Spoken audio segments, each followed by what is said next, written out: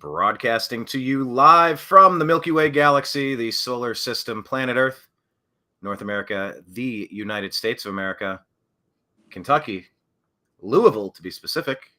Hello, everybody. It is Monday, July the 29th, 2024, and this is the Agree to Disagree show here on the New American Media because the old American media has failed you. Oh, they've failed you. And I hope you read 1984 to see what's coming next with the memory hole.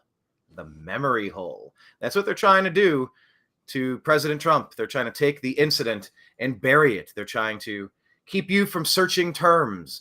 They will not auto-populate what everyone's obviously looking for. They think they are ministers of truth. They're not. They are gatekeepers. They are arsonists of the worst kind. They are gaslighters. Oh, they tell you everything's fine when it's not. They tell you everything isn't fine when it is. They are the worst manipulators of humankind. And we're going to unpack what is going on in America today with my uncle, Bruce Engelman. And he's right there. He wrote a book called Eternal Flame about the JFK assassination. And I'll tell you what, there are some parallels. There are a lot of similarities to the plot. You know, it's almost like when Maduro got absolutely annihilated in an election last night. Oh, but wait, hold on. Wait, I'm getting word. Oh, okay, that's it. That's right. Massive spikes right at the end. Poll watchers being blocked out of locations. Ballots being stolen and taken away. It is 2020 America right now in Venezuela. Right now. They did the same exact thing that they did here. By the way, please read the bottom of this screen in light blue. It says, for countervailing views on what I just said about the 2020 American election, I must implore you to go to cisa.gov/rumor control regarding anything election related, because they will tell you 2020 is the only free and fair election in the history of elections, mind you. We got the only free and fair one that you cannot criticize in 2020. When the least popular, I'm sorry, that was Kamala. When the second least popular Democrat voice going for that nomination, the second least popular guy suddenly became the 81 million completely, totally legitimate vote getting most popular president of all time. Captain, I can't tie my shoes. Where are we? You know the thing. So we are living in the gaslight era right now. And I should probably pull up a definition of gaslighting, but it is the willful manipulation of you by continued, repetitive, persistent, aggressive lies. They told you, the same group said, hey, Biden's fine. He's sharp as a tack. He's fine. He's sharp as a tack. Until Trump whooped him in the debate. And then maybe he had a medical incident on a plane, and we might never see the real Joe Biden again. We are living in a time where nobody in this administration is telling you anything that resembles truth. So we find ourselves here, trapped in the social media world of what we may say and what we must give you countervailing views to. Go to cisa.gov/rumor control for countervailing views on my take on the 2020 election. Don't believe your lying eyes, your lying heart, your lying common sense, your lying ears. Believe us. We're Google. We're good. So that's the state of the world right now. And I'm very happy to have you with us today. Bruce, how are you, sir? Uncle Bruce. I'll call you Bruce for professional reasons on the show. I try to say Uncle Bruce, but, you know, I talk to you this way, and it's weird to call you Uncle when we're doing a show. Is that weird? No, I don't think it's weird, but I go either way. I got my James Carville cap on, rooting for our world champion Texas Rangers here in the Dallas, Arlington, Fort Worth area. Still waiting for the Indians, and they're still the Indians, and it's still Aunt Jemima pancake syrup. Still waiting for the Tribe to do it, you know, but our hometown team here did it. But no, you call me, just don't call me late for lunch. But I want to full disclosure on 2 points. Number one, I actually worked for the Secret Service one day. I was recruited by the Secret Service when Mitt Romney came to Dallas during that campaign. And I've also been an armed bodyguard for a congressional candidate when his life was threatened by BLM. So the other full disclosure is you're not only my nephew, but you're my godson. That's And right. that carries a lot of water. That's heavy. That means something. It does. Even though we Baptists don't practice that as much as the Methodists, Lutherans, Catholics, and Eastern Orthodox, Russian Orthodox, the roots of your heritage, it is still a big deal. And I've always taken it seriously.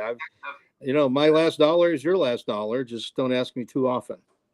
All right. No, I like that. Don't ask me too often. Yeah, there's a line, and we all know those people that don't understand lines. Well, look, let's pull this right up and get right into it. They are trying to remove this video. They don't want you to watch this. And this is maybe the most compelling 2.5 minutes on television you will ever see. Some say it was the only time this year that CNN decided to live broadcast an event. Some say that the positioning of the photographers was very interestingly, suspiciously, closely connected. Well, there's a lot of theories. But let's just watch this play out and reset where we were just a couple of weeks ago. As we find ourselves now where if these images are shared, your content is banned. Facebook is doing that. Google is not populating search results for the Trump assassination attempt. So if they're trying to memory hole this, let's double down on it and watch what it is that we're talking about. This is not an insignificant thing that occurred. And you know what?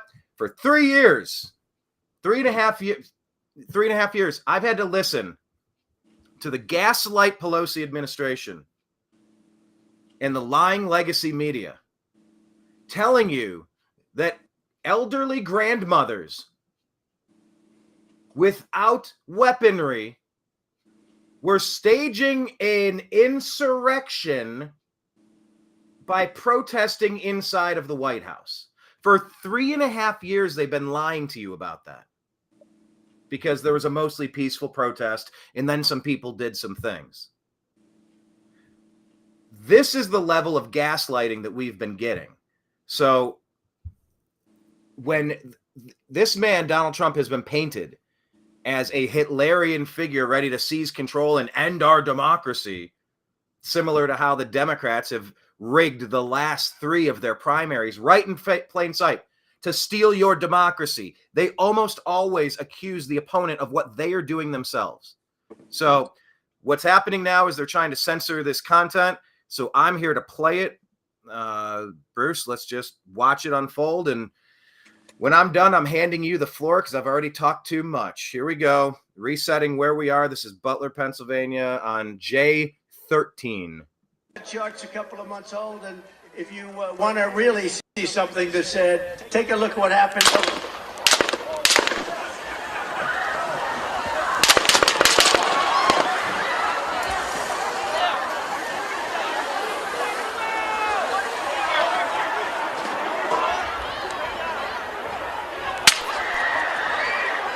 I guess that was allegedly the one taking out the sniper. I believe it was, yes.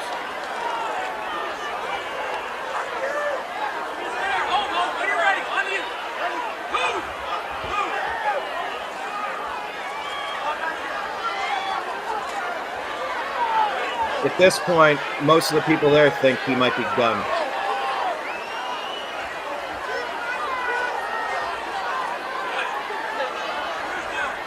Imagine not knowing, being there live.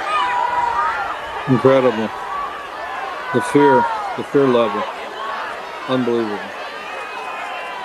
The trauma, the shock, the surprise, the atmosphere.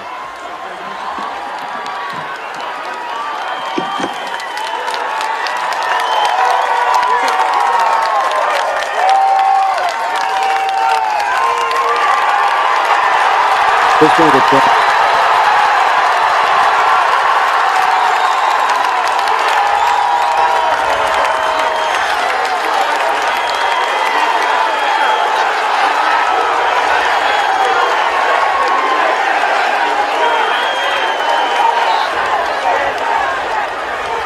Rallied that whole crowd.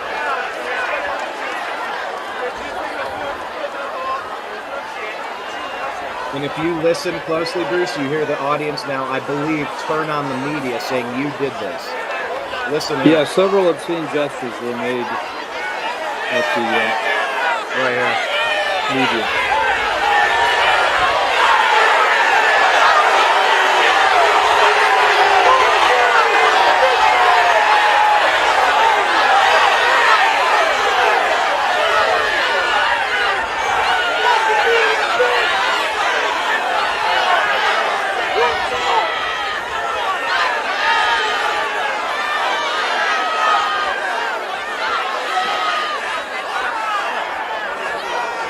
They're making the calls to Butler General Hospital now. Yeah. Well, take it away. Painful. Take it from here. What do you like? Any direction you want to go? Well, thank you, Brian, and I appreciate you showing that footage. Not only have I studied presidential security for 50 years, not only have I been through the Fort Worth Police Academy, which is ranked #1 in the nation, used to be Los Angeles, and not only have I written a best-selling book on the JFK assassination, but I'm from the Butler area. My dentist of 20 years, Dr. Lawrence May, had his office on Main Street. My favorite little restaurant in the area was Natilli's. I went to college on one side of Butler in New Wilmington, graduated from Westminster College, my first college, my alma mater. And then, in fact, I toured it last week. It was pretty cool, first time in years. And then I grew up in Indiana County, where I went to high school on the other side of Butler. I have been by those fairgrounds literally hundreds and hundreds and hundreds of times. So I'm very familiar with the area, and I'm very familiar with presidential security. And it was a failure. Let's just say for a split second, nephew, that it was not a conspiracy. Wait, I have my serious doubts. But let's just say it was not. It was a lone, crazed gunman, a little kid. The guy was a kid. And by the way, it's either the luckiest person alive or the most diabolically Jason Bourne character, James Bond type character. Either he was the luckiest kid alive, or he is just a savant of how to evade all of the things. Okay. I'll imagine that world for a second. Yeah, no, feel free to interject or interrupt at any time, because that's what your show is all about. And that's why I like your show. You have open discourse, and we can pick up the point. The point I was going to make was, for years it used to irate me. Oswald was a man. He was an old man. He was a middle-aged man. No, Oswald was a kid. Oswald just turned 24. When Tiger Woods got in a big fight out in the neighborhood with his wife, and his wife took the golf club and broke the windshield, reporters and sports journalists all over the country said, "Oh, go easy on Tiger. He's just a kid." No, he was like 34. He was over 21. He was over 25. He was over 30. See, the media, they'll call it the way they want to call it. They form the narrative. So Tiger Woods beating up his wife or vice versa at 34 is just a kid. But Oswald, who just turned 24, is an old man. Well, guess what? This kid just turned 20. He was a little kid, still wet behind the ears. So let's establish that first. Number two, I've been to many presidential rallies. I was at the big one in Fort Myers, Florida, where the Red Sox play their AA team and train for spring training in the spring. 4 days before the election, I believe it was, when Jeb Bush, the governor, and Mrs. Laura Bush, the first lady, and the president arrived via Marine One. They landed the helicopter in center field of the Red Sox Park there, AA team in Fort Myers, Florida. And they deplaned or came out of the helicopter and walked toward the platform, which was set up behind pitcher's mound, between pitcher's mound and second base. So it's pretty cool. I looked around and I saw snipers on every building as far as the eye could see, Brian. I mean, even forget the perimeter. I'm so sick of hearing this. Well, the perimeter, Cheadle, I call her cheaters. Kimberly cheaters. Well, the perimeter, you should have been well beyond the perimeter. Anyway, I looked out and I had some binoculars. I could see snipers not only on skyscrapers around Red Sox Stadium in Fort Myers, Florida. I saw snipers on the buildings behind them, and the buildings behind them, and the buildings behind them. And there were helicopters in the air, and there were drones in the air, and there were airplanes in the air. I want to know where they were. By the way, I called publicly for the resignation and the firing of Cheadle, and I do applaud the Democrats on the other side of the aisle. It was unanimous. She is out of there. And now I am publicly calling for the removal of Christopher Wray. He is just, if not more responsible for this breakdown in security, because he should have had his agents all over that fairgrounds. He should have been doing the due diligence. And now I'm hearing reports that the FBI made 12 visits to his mommy and daddy's house in Bethel Park outside of Pittsburgh. I'm ticked off. I am really ticked off that they try to knock off our president, the best president in American history. Remember, they were trying to kidnap him, throw him in a cage, remove his Secret Service. Benny Johnson, was that the guy's name that introduced that legislation? Yes. And how about the raid on Mar-a-Lago, Brian? Armed guards kill, including the president. Yep. And how about his statement a couple days before the assassination? We need to put a target on his back with a bullseye in it. Now, if a Republican or a conservative had said that about Obama or Biden or the so-called vice president, who's an unbelievable weakling, and anyway, we'll go there later. But if we had said that about, or somebody had said that, if Trump had said that about Biden or Obama, if you remember, Governor Palin made a statement similar to that, and she wasn't even talking about assassination. I believe Biden was. The media was all over Governor Palin. She's calling for threats and the assassination. And, hey, I listened to a montage last night on New American Media. Is it Real American? What is it? Real America's Voice. Real America's Voice. That is the up-and-coming network. I love them. And we need to pray for Steve Bannon. We got Peter out of jail. Now we got to get Steve Bannon out of jail. And I like Newsmax. Newsmax is great. Fox is totally compromised. Ran into Peter as soon as he showed up in Milwaukee, put a video out. Couple minutes. Awesome. Discussing his experience and discussing his book.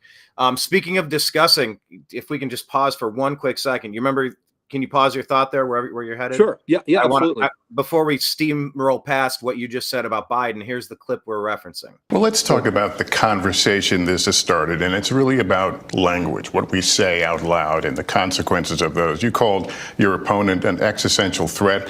On a call a week ago, you said it's time to put Trump in the bullseye. There's some dispute about the context, but I think you appreciate that. I didn't say crosshairs. I was talking about focus on.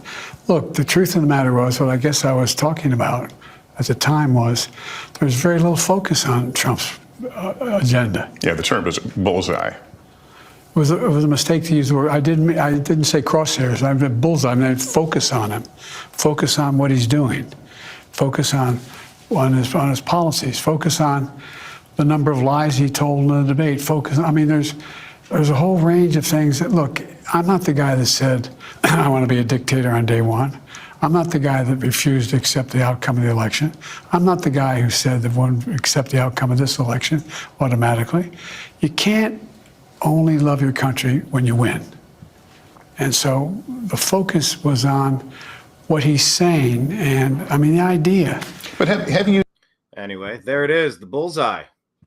The bullseye, but he's clearly been targeting Trump this entire time to take him out, to bankrupt him, to ruin him, to cage him, kidnap him, and kill him. This has been their plan. They're openly doing this, having the lawfare in New York and Georgia. This is all part of everything they have left because they are so busted and they do not have the consent of the governed.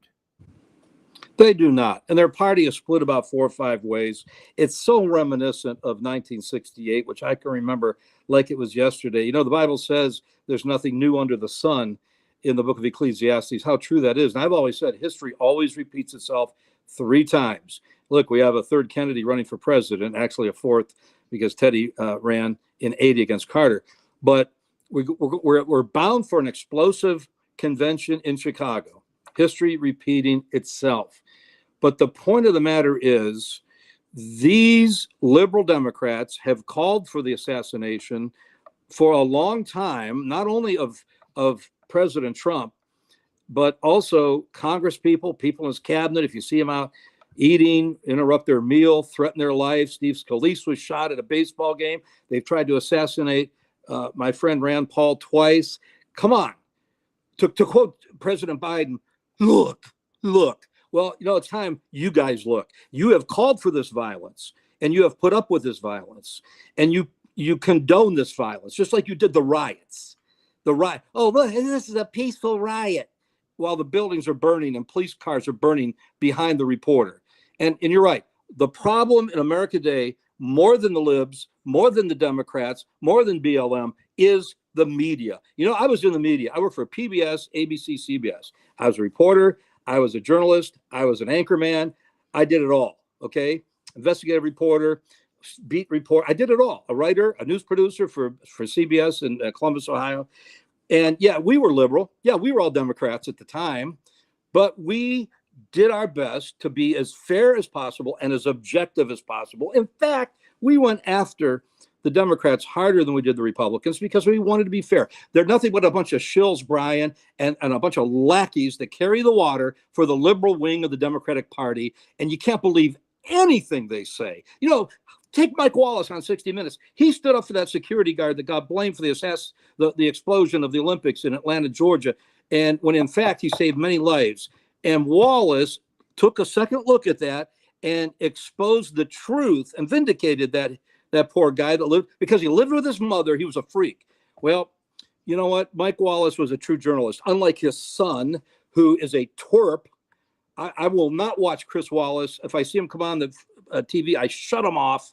He's a joke. He couldn't carry his daddy's microphone 10 inches down the street.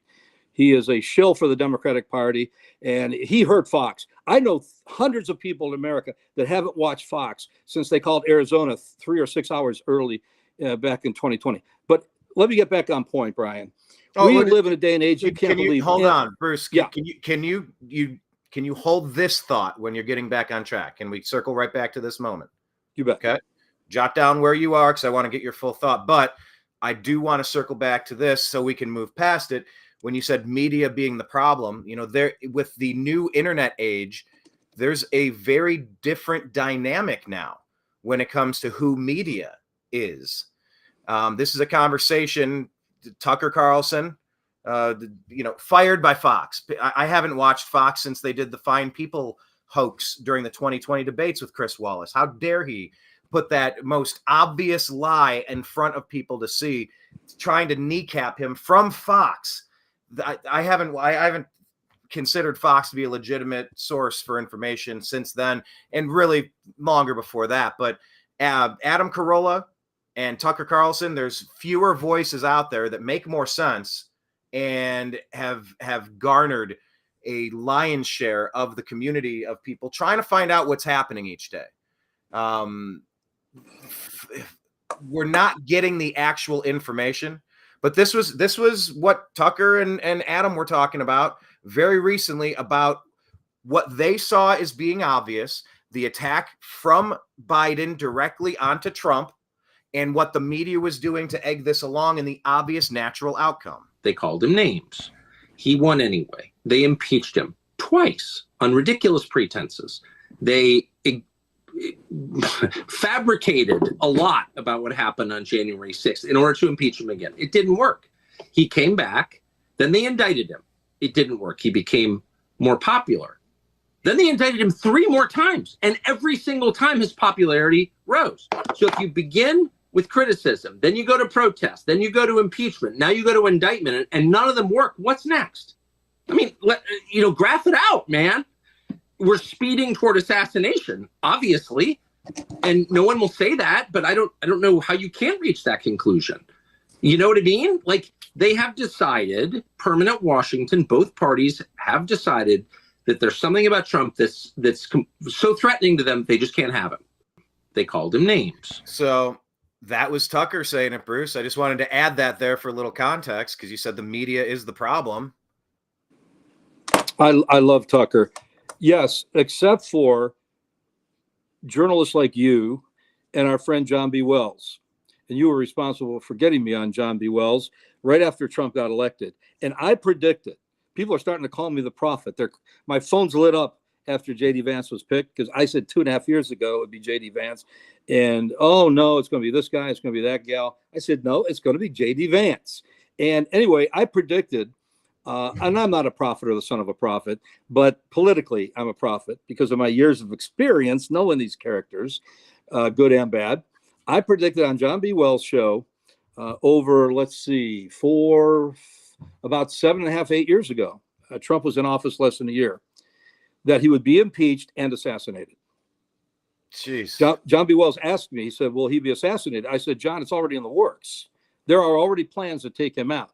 You see, the CIA, one of my journalist friends has some pretty strong evidence that the CIA breeds assassins when they're little children. And I know that seems far-fetched, but when you've hung around the deep state and the shadow government as long as you and I have, Brian, nothing surprises me anymore. So, yeah, I predicted years ago. I didn't know they were going to impeach him twice, though. And to accuse him of being a Russian asset, that he was sneaking behind bushes with microfiche and he was answering to Putin. How ridiculous. And, you know, our late friend Rush Limbaugh said they knew it was untrue, but they perpetrated this lie. And Adam Schiff has the gall to run for Senate. Of course, you know, Lenin could win for governor or senator in ultra-liberal California. But it's unbelievable. The media is the problem. You know, I told my wife, Cassandra, this morning that you can't believe anything anymore except the Bible. You can't believe what corporate America says, for sure. You can't, because they're all run by liberal, you know, billionaires now that are liberal Democrats. They used to be Republicans. You can't believe what most religious leaders say anymore. You can't believe what fake scientists and junk scientists like Fauci, the quack and the crook, says to us. You can't believe what the World Health Organization says. You can't believe certainly what the corporate media, the drive-bys, as Rush used to call them. You can't believe legacy media. You can't believe anybody. It's all a bunch of Barbra Streisand, bunch of BS. I'm a clergyman. I don't cuss. But to quote Rush, you can't believe 95% of what we read or what we see on TV is Barbra Streisand. I read what the enemy's doing. Here's the most liberal magazine. My wife picked up a copy for me, in fact, 2 copies, because we like to know what the media, the liberal, ultra-liberal media is saying, the underground media of the far left.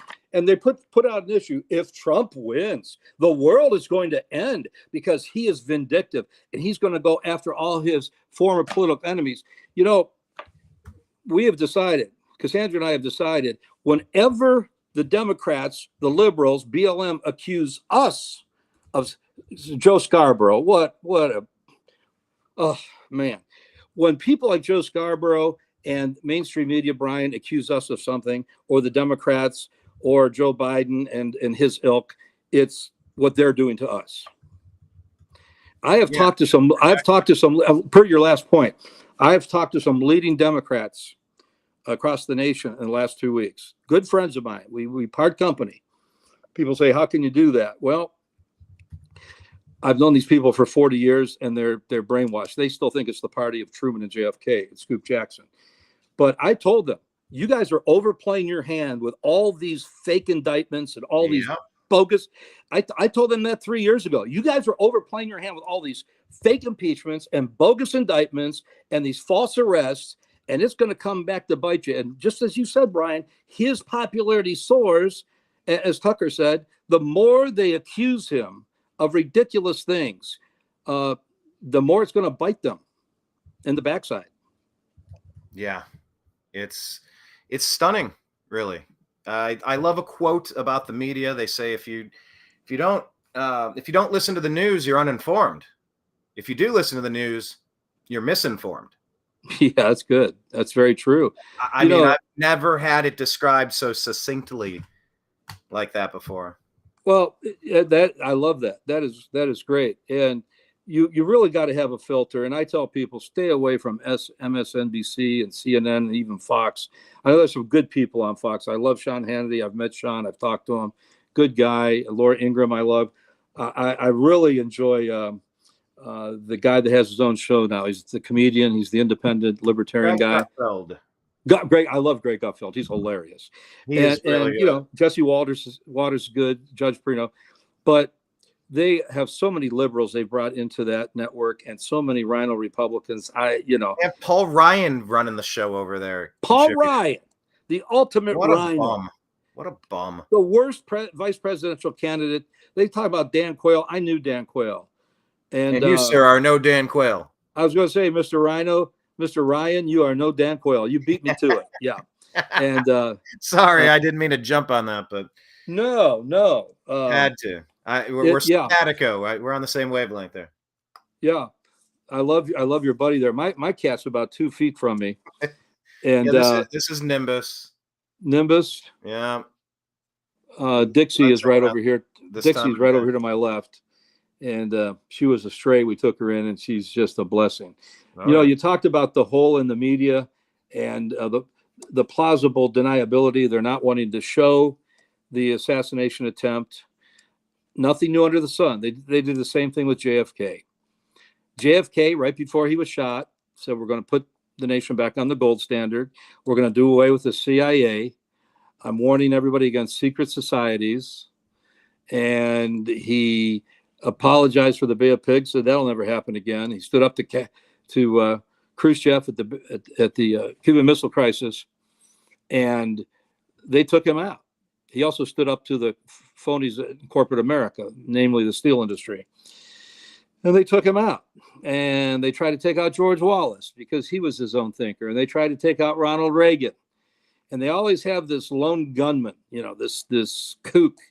Well, I'm here to tell you that Lee Harvey Oswald never fired a shot. We go and we try to have a little memorial on his grave every year because he's the ultimate patsy and the premier scapegoat in American history. Every history book, every encyclopedia, every almanac says Lee Harvey Oswald shot the president. He was eating his lunch as the parade went by, and he was arrested by Officer Marion Baker at gunpoint while he had his hand up the Coke machine and a sandwich in his other hand. And the elevator was not working that day. They had a shipping elevator that went from the cellar or the first floor of the depository in Dallas up to the 6th floor where they said the sniper perch was, where Oswald allegedly killed Kennedy. It was broken that day. So the only way he could get downstairs was via the stairwell. Problem is, 2 ladies at the bottom of the stairwell says Oswald never came down. Well, that's because he was already down there a long time before. He was eating his lunch in the lunchroom. He had stopped earlier to ask one of the secretaries for a dime to buy a Coke. He had made several visits to the FBI. And as soon as President Kennedy was shot, within seconds, Agent Hosty, who was supposed to be out on the street watching the motorcade, just like Christopher Wray's men were supposed to be all around Butler's fairgrounds, he was eating his lunch. And the first thing he did, he raced over to the headquarters of the local FBI office in the federal building in Dallas, not too far from where the assassination took place. And he took a note and he burned it and flushed it down the commode. I believe it was the note that Oswald was trying to warn the FBI that Kennedy was going to be shot that day. We know now that Oswald was on the payroll of the FBI. I started to tell you at the outset of this podcast, we called for the resignation and or firing and or impeachment of Social Security Director Kimberly Cheadle. I call her Cheaters. And she also called it Social Security, but it's Secret Service. It's the double S that's getting me screwed up too. I know it gets me messed up too, Brian. It's Secret Service, which, by the way, started under Abraham Lincoln with Alan Pinkerton of the Pinkerton Detective Agency. It was not really a protective agency so much for the president, although Pinkerton did act as a bodyguard sometimes. Pinkerton, also the name of a Weezer album, by the way. It is. Very good trivia. Good trivia. Yes. And so Lee Harvey Oswald eating the sandwich now. Yeah, I mean, he's eating his sandwich, and they arrested him for a split second at gunpoint. They didn't charge him, and they went back out looking for another perpetrator. And he asked Roy Truly, the superintendent, Oswald's boss man, that he had grabbed, and they were doing a room-by-room check, does he work here? And Roy Truly told Officer Marion Baker, he was one of the motorcycle cops doing security that day in the motorcade, yes, he's okay, he works there. And both of them testified that he was not broken out in a sweat. Several years later, some researchers got the 2 fastest track stars from SMU, that's Southern Methodist University in Dallas, to run down the stairs and timed it. And they couldn't get down the stairs as quickly as they said Oswald did. And they were track stars with jogging clothes and running shoes. So, so they always got their patsy set up. So now, Kim Cheadle now with the patsy, you've been calling on her resignation. The minute it happened, I'm calling on her to be arrested under suspicion of, fill in the blank, whatever you want to call it. I saw that on your podcast the night of the assassination attempt. She should be arrested immediately for the most gross negligence you've ever imagined, or the plot to accomplish what just occurred. She should be in Guantanamo Bay getting interrogated right now. Where is that seriousness? How did we're all just going to brush past what just happened? We're just going to memory hole this thing and not speak of it again until they do it again, maybe successfully. That's the plan. Yeah, of course. Mayorkas, what a freak. What a ghoulish freak. Mayorkas would not give Robert Kennedy. Listen, I don't want any presidential candidate, Republican, Democrat, Libertarian, Independent, to get shot at. None. Okay? But to refuse a Kennedy while 2 of them have been shot, one running for president in Los Angeles, i.e. his dad, and Mayorkas would not give him security, and Mayorkas continued to allegedly shave off the amount of security. Because why? We could not afford more Secret Service agents to protect the president. While we give $5 billion a month to Ukraine, we can't afford to hire another bodyguard. What do they think? We're idiots? I think they do. That's the point. And that's the problem. Yeah. They are so painted into a corner. Nothing they do is going to get them this victory. Nothing legal they do is going to get them anything. They are the most vile, despised group I've ever seen in this country. Politically, that brand is so busted. Whatever Democrat used to mean, that brand is, I think it's beyond repair. Way worse than Bud Light. Bud Light has taken a hit. They're trying to move on, and I think eventually, who knows, but the Democrat brand from the Kennedy days, I mean, that's not even the same sport. That is so wildly different what these deep state Democrats are pushing, and it has nuclear ramifications. It has life and death ramifications. I didn't ask for any of this. I don't want to be wrapped up in any of this. I want to live and be left alone. They are sociopaths, and they will not stop screwing things up and shaking me by the ankles. This is third world stuff here. This is Banana Republic stuff here. This is the most dangerous time to be in America, I think. I mean, we've had Revolutionary War, Civil War, World War. We've had plenty of problems. But I think when you mix in the police state and the social media tyrants, the big tech tyrants' ability to censor and shut you up like it's one of the futuristic movies and books we've read, I think this is the most dangerous tipping point we've ever been in as a country. And I just don't know how we get out. The only way we get out, the only way we can possibly get out before the Lord Jesus Christ returns, is an all-out third great awakening or a major national revival from top to bottom, from east to west. I mean, look at the Olympics. The first thing they do is desecrate the Lord's Supper. If they don't have the guts to do that to the Muslims. Remember the magazine in France, in Paris? Charlie Hebdo. They went in there and gunned those people down. My friend, I have a good friend, his name's Bill. He and his wife, Kristen, they go, Westminster alumni, they go every year to Chautauqua Lake. And it's I've been there myself. And it's a Bible grounds that goes back to 1880. Last year, Salman Rushdie was speaking there. And some Islamic terrorists went up and stabbed him in the eye while he was speaking. They don't put up with blasphemy. But boy, they sure attack the Jews all the time. And they really attack evangelical and fundamental Christians all the time. And we let them get away with it. You know what? I'm not watching the Olympics. You know me. I'm Mr. Sports. I have a national sports ministry. I'm interviewed all the time about sports. I study sports. I was a sportscaster before I went into hard news, and I love sports. I'm not going to watch the Olympics. No way in Hades am I going to watch the Olympics when they desecrate the Last Supper of my Lord and Savior Jesus Christ. And they ought to be lucky you and I are Christians and not Islamic terrorists, because they'd be dead right now. They'd be dead. We are living in the gaslight generation. And by the way, just the quick definition of gaslight, I keep saying it. To gaslight someone means to manipulate another person into doubting their own perceptions, experiences, or understanding of events, according to the American Psychological Association. And it's related to a movie where they continually kept, I believe, dimming the gaslight and to kill his wife. Yeah, just kept lying about it, and like she thought she was going crazy. And but that's what's happening in the media right now. It really is. But wait, being in the gaslight generation, Bruce, that's what some people are saying is, well, look. Olympics, they're Greek. This was a feast of Dionysus, which was the god of wine. There are paintings and murals of the god Dionysus getting drunk and having all the fun and whatever. Like, that's what that was. I said, my perception sure seems different, since it's one of the most popular paintings and well-known paintings in the history of paintings.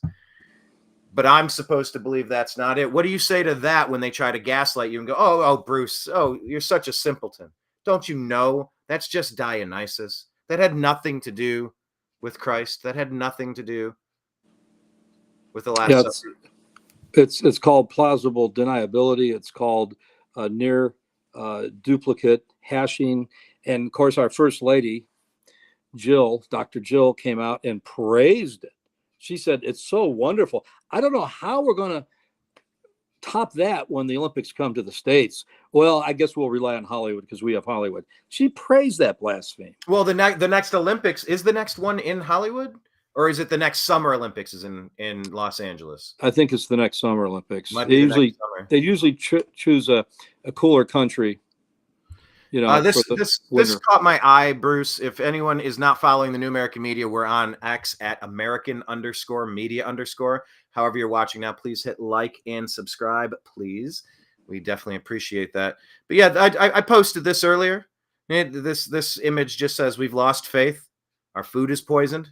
Everything we buy is crap. We listen to stupid people. Yep. We don't stand up for anything. Why are we doing this to ourselves? Yeah, exactly. And people say, Bruce, how can you laugh?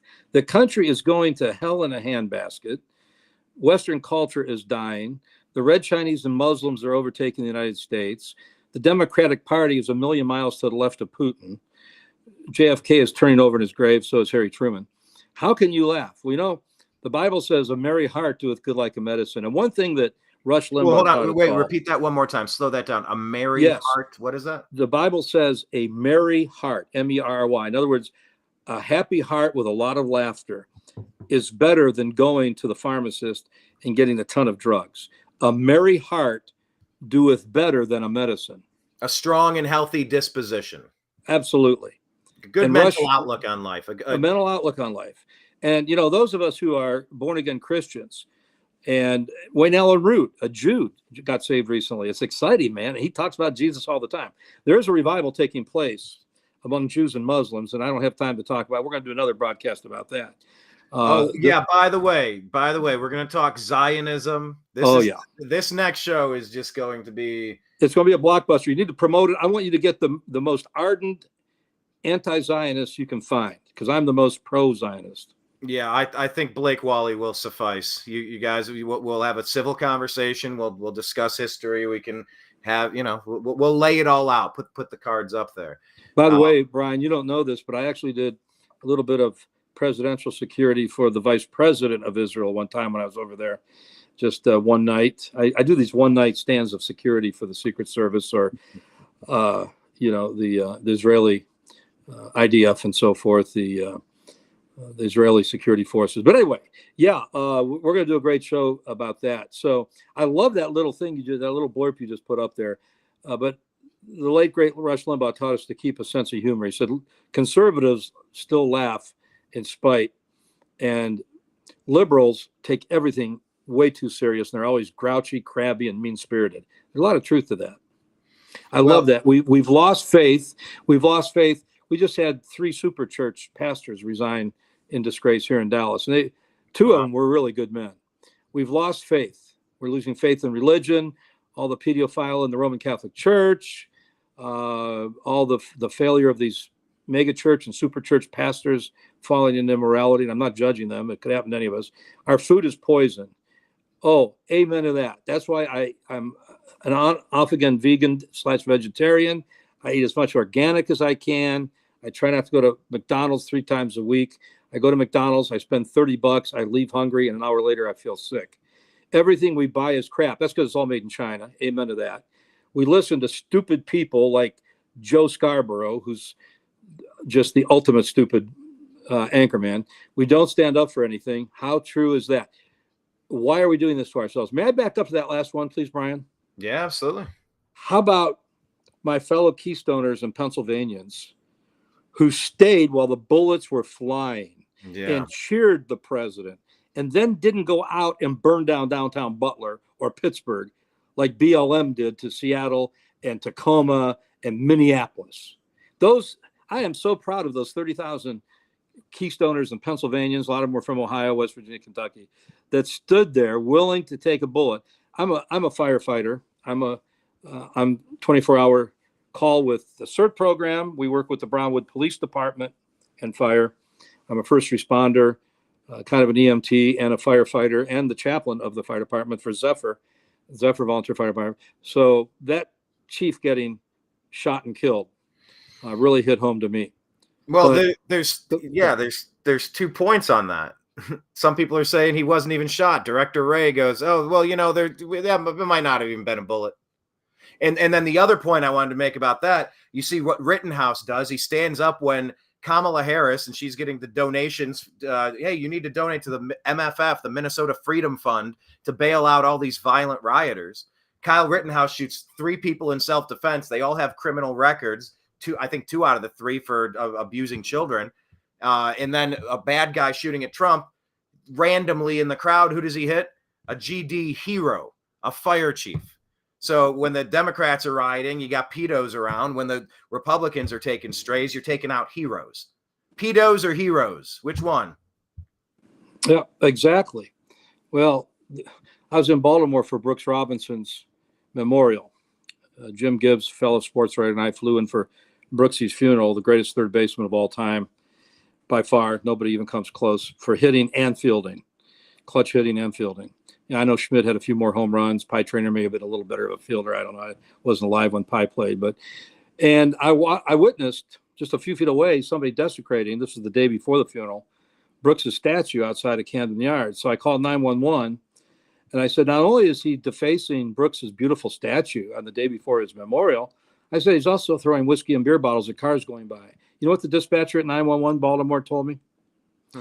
She asked me, she said, "Is he black?" I said, "Yes." Well, she said, "We can't do anything then." What? Then that's America today. That what? is America today. Hold on. Somebody told you that. That's not a secondhand story. No, that's firsthand. I wouldn't lie. What was your reaction? What was your reaction to that? She said to me, "Is he black?" I said, "Yes." She said, "Well, we can't do anything." What was your reaction to that? What did you say to her? Shock. There is nobody coming to save us. There is nobody coming to save us, everybody. No. 30 million illegal alien invaders strategically positioned across the country, ready to snap the internet off, ready to take the power grid down. You don't think that could happen? Trump's always said, they're not coming after me. They're coming after you. I just happen to be in the way. That's exactly right. You see, Brian, let me share something that I've been sharing on other media in the last 2 weeks. The deep state had a plan. They always have a 40 to 60-year plan.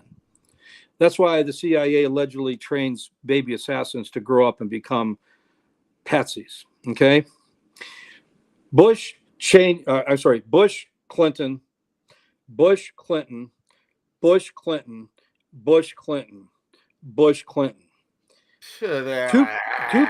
Two people got in the way of that deep state pattern, that cabal, that secret government, whatever you want to call it, the ultimate swamp, the smoke-filled rooms of the shadow government. One was from the far, far, far, far left, who has ties to some communists and terrorists, and I believe is a Muslim, and that's Barack Hussein Obama. But the one who really got in the way, and Hillary couldn't even beat an unknown from Illinois, a state senator. But anyway, the other person that got in the way of the Bush Clinton, because the deep state doesn't care who's in the White House. There's no difference between the Clintons and the Bushes. In fact, the Clintons in some ways are more conservative than the Bushes are on certain issues. So the guy that really got in the way, the top of the apple cart, as you say, was Donald Trump.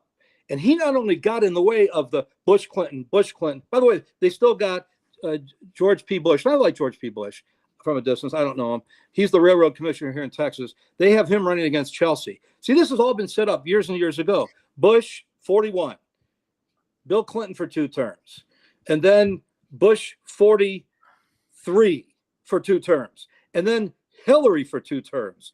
And then George P. Bush for 2 terms. And then Chelsea for 2 terms. But in comes a billionaire businessman, a game show host, a reality show host, who owns casinos, that every media person says he has 0 chance of winning. But God said, I want Trump in there. By the way, I've heard people say that they didn't believe in God until that bullet went by. Oh, Mr. Christopher Wray, and I demand your resignation immediately. I'm calling congressmen and senators. You're done, buddy. You're done. Mr. Wray, there was a bullet being shot at the president. There were no hand grenades tossed on that platform, Mr. Wray. So I am appalled and disgusted, intellectually speaking, that you're saying that Trump was hit by a piece of shrapnel, just grazed by a piece. Shrapnel comes from hand grenades, Brian, not from high-powered rifles. You can even see the path of the bullet. You can see the hole in his ear, the top of his ear. But you see, you got to understand, the mainstream media and the government said it didn't happen. They're not mainstream. We say lying legacy media. Thank you. The lying legacy media say, we monitored on 5 different networks. We were up in Michigan when it happened. We will always remember where we were, just like with JFK and I RFK. Will always remember. I will always remember. Yeah, always remember. And so 2 or 3 networks wouldn't even cover it for the first hour. They said it didn't happen. And then finally, ABC carried it along with Newsmax and the network that you're on quite a bit, Real America's Voice. Real America's Voice. They covered it. And then finally CBS came on. And the last one was NBC, reluctantly, because they're attached to MSNBC. And they said, oh, the president fell. Nothing happened for the first 15 minutes of their illegitimate coverage. Then the next 15, 20 minutes, they said, well, he fell. And then the next 15 minutes, they said it was staged. I had a source at Butler Hospital and another source at Allegheny General Hospital where they were thinking of taking him there. They have a bigger trauma unit. If it had been a more serious wound, they would have taken him to Allegheny General. No, Presbyterian Hospital in Pittsburgh. I'm sorry. I had a source there. They told the doctors and nurses, don't get too alarmed. Trump may be coming in. It was all staged. Yeah, that's what the FBI and the Secret Service told the doctors at Presbyterian Hospital in Pittsburgh. President's on his way. Don't worry. It's probably all staged. We've got to see, first of all, if it was staged. Okay, so they went from nothing happened to he fell like Biden falls 6 times a day. Hello. To it was staged. It didn't really happen. It was all faked. It was a play. It was a skit. Then he was grazed by a piece of glass from the teleprompter. But the investigation so far has proven there were no shards of glass from the teleprompter.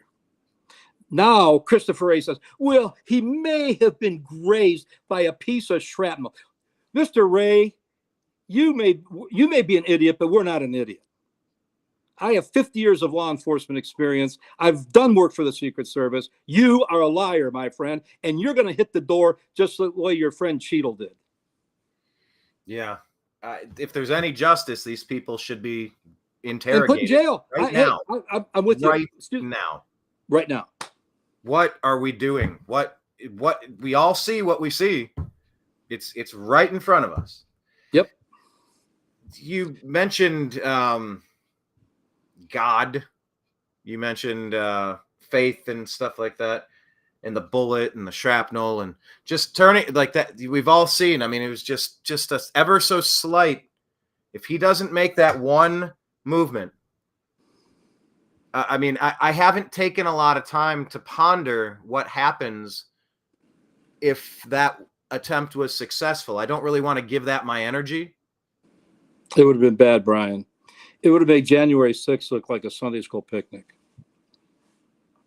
I mean, the logistics of what would that even look like? What, where and what and who and how and what does that like?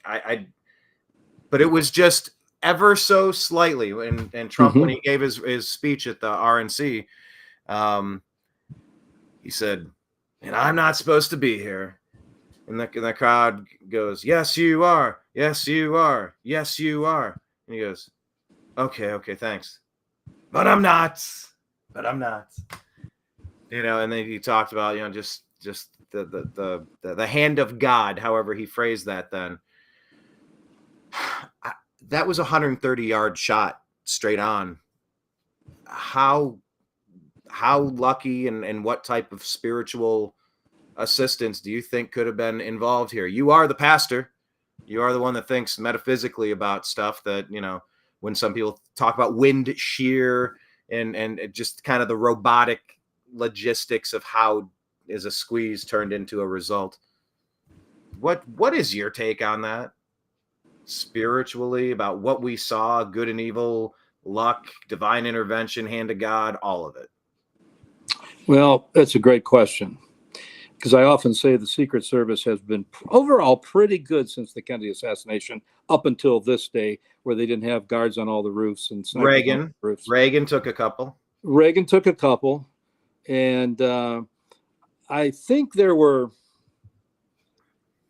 14 or 18 presidents either shot at, assassinated, or they were shot like Teddy Roosevelt after he was president, and President Trump. It's either 14, I think it's 18. It's a dangerous job being president, even when you're out of office.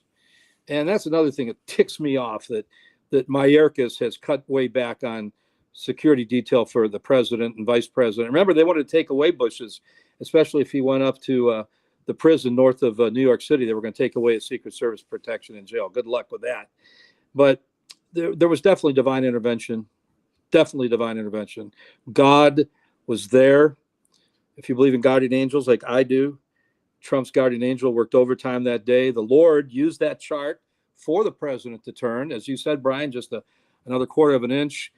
Mr. Trump would have had his brains blown out like JFK in that limo. And, you know, people don't understand. People, even Christians, have no clue. I talk to ministers. Well, I wouldn't vote for Trump. He cusses and he's been married 2 or 3 times. Oh, so we're voting for the successor to Billy Graham here? I thought we were voting for a president that keeps his promises like Trump. I thought we were voting for somebody that keeps us out of war. By the way, all these liberals from the 60s, they're now in charge. They were anti-war. Now they love war. Hello, Democrat Party. Why are you the warmongering party now? But anyway, divine intervention. And, you know, JFK was a good man, but I don't think he was that spiritual. He was more spiritual than I've written some things about that he was more spiritual. And Billy Graham said he did more than any other president to get him in foreign countries to do his big revivals and crusades. Billy Graham said that about JFK. But there's no profession. There's no testimony that Billy Graham ever got saved or was born again. Trump swears up and down that he got saved about 6 years ago, and his life has changed. Let the man change. Let him grow, you know. And listen to this, Brian, and I want your viewers and listeners to hear this. You know how you know if a minister's fake or not? Talk to his kids. Mm-hmm. Trump's kids and grandkids adore him. If he were a phony or such an immoral or amoral person like the left and the Democrats want us to believe, you know, if Trump wins, he's the most vindictive man to ever live. Like you said, he's Hitlerian. Yeah, he's Hitler, all right. He has a Jewish son-in-law, a Jewish daughter. He dated a black woman for a while. He's done more to help Israel than any president ever. He's done more to stand up for the Jews. Yeah, he's Hitler, all right. Come on. All the Democrats have is abortion, chopping off the genitalia of our little boys in school, and Hitler, Trump, the orange man, he's Hitler. That's all they got. They have no fresh. James Carville is saying the same thing. Bill Maher is saying the same thing. These guys from the left, the Democrats have no new ideas. So they go back to abortion. The orange man is Hitler. And let little kindergartner junior chop off his genitalia and become a woman. But, I'm telling you, the Holy Spirit was there. Trump's guardian angel was there. And the Lord used that chart for him to tilt his head just a little bit. You know, they say, but you're an athlete. Baseball and football are the games of inches, right? So is golf. Well, that was an inch. And I'm telling you, if Trump had not turned his head, and that bullet had gone through President Trump's cranium, and he died, Katie barred the door. Because to quote Steve Bannon, one of my heroes, Americans have had a belly full of lie after lie after lie from corporate America, from the legacy media, which is all fake news, from religion, from quacks like Fauci. Lie, lie, lie, lie. 98% of what the Democratic Party says are all lies. When I was a kid, it was just the opposite. You know, you say, the Republicans tell the truth about 50% of the time. The Democrats, when they talk, 90% of what they say is a lie. Now, 99% of what the Democratic Party says. There's no moderates anymore in the Democratic Party. Zell Miller, long gone. George Wallace, long gone. Mayor Rizzo in Philly, long gone. Former mayor of Chicago, long gone. The guy that had people clubbed over the head in the park, all the hippies and communists in the 68, Mayor Daley. The conservative, moderate Democrats don't exist. But yes, I'm telling you, God wants Trump back in there to give America one last chance to repent. I really believe that. He is God's man. Moses wasn't perfect, but he was God's man. David had about 7 or 8 wives. He wasn't perfect. He committed murder, but he was God's man. His successor, Solomon, his boy, the greatest king of all time, had 700 wives and 300 mistresses with the 700 wives. And God still called him the wisest man who ever lived, and he was God's man. None of us are perfect. We all need redemption. We all need salvation. And why they hold Trump up to such a high standard? I mean, we're not trying to elect the new president of the Southern Baptist Convention. I called a minister in First Presbyterian Church of Tallahassee. I was contacting Presbyterians when Trump ran in 2016. He answers the phone, Brian. He says, well, I got a secretary. May I speak to the head pastor? Yes. Hello. I said, yes, I'm calling for Presbyterians for Mr. Trump running for president. And I myself am a graduate of Westminster College, a Presbyterian school, and President Trump is a devout Presbyterian, and we would like your support, Pastor. Get your congregation galvanized to go out. It's 2016. Oh, he said, that man Trump, he's such a bad man. I would never vote for that evil man. And he hung up the phone. He sounded like Truman Capote. Your older listeners will know who that was. On a bad day. I picked up the phone. I called him again. Got a secretary? Yes. Truman Capote. May I speak to Dr. Williams? Yes, I'll patch you through again. Hello, Dr. Williams. I said, yes, Pastor, you just hung up on me. You're supposed to be a man of God. You're supposed to be a man of the cloth. That was the rudest thing. Well, I just think Donald Trump is such a rude man. I would never vote for that man. See, that's the problem in America. It's the pastors. They're a bunch of wimps and sissies like Christopher Wray, and they won't take a stand. And because he tweets, we're not going to vote for Trump. Even though he's the best president who ever lived, we're not going to vote for Trump because he has Don Rickles' sense of humor and he tweets. Get a life. Grow up, you people. Well, talking about the, I love that, by the way. Talking about the greatest president that ever lived, there's a lot of people that say he's at least worthy of being knocked over on the side of Mount Rushmore. Move over and add another face. That moment, getting up, bloodied, knocked over. I mean, by the way, that's just what, a 78-year-old man getting tackled by 12 Secret Service people. I don't know if anyone out there has played football or not, but contact sports are contact sports. And he got up. He didn't get up like afraid. He didn't get up. He got up angry at the person and just said, you got to fight like hell. Like they're coming after us. They are, look, the enemy is look, fight. Like that moment. How iconic was that? Like what did that part do to you? And what does that do to the Trump legacy as just etched in stone? Because he's now a living martyr. He's Schrodinger's martyr. Schrodinger, of course, the cat or the dead cat, because you flip a switch and it gives him the poison or it doesn't. So until you reveal which one occurred, the potentiality hasn't been discovered. So the cat's both alive and not alive. It's like a quantum physics kind of experiment. But Trump was supposed to be taken out that day. He wasn't. His power has expanded. Just anywhere you want to comment on that whole run that I just made there, because like, what did that show you, and what does that do to his legacy now? It galvanizes and cements his legacy, Brian.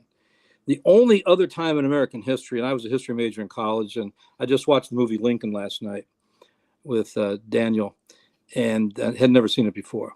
But I love studying presidential history. The only other time in American history where we have such an iconic moment, and of course there were no videotapes back in those days or 24-hour news cycles, was when Teddy Roosevelt decided to run for president after all. You know, and he was put in there as a result of being McKinley's vice president from Ohio, McKinley. And he got assassinated at the World's Fair, the exposition up in Buffalo, because the Secret Service were not really trained that well in those days.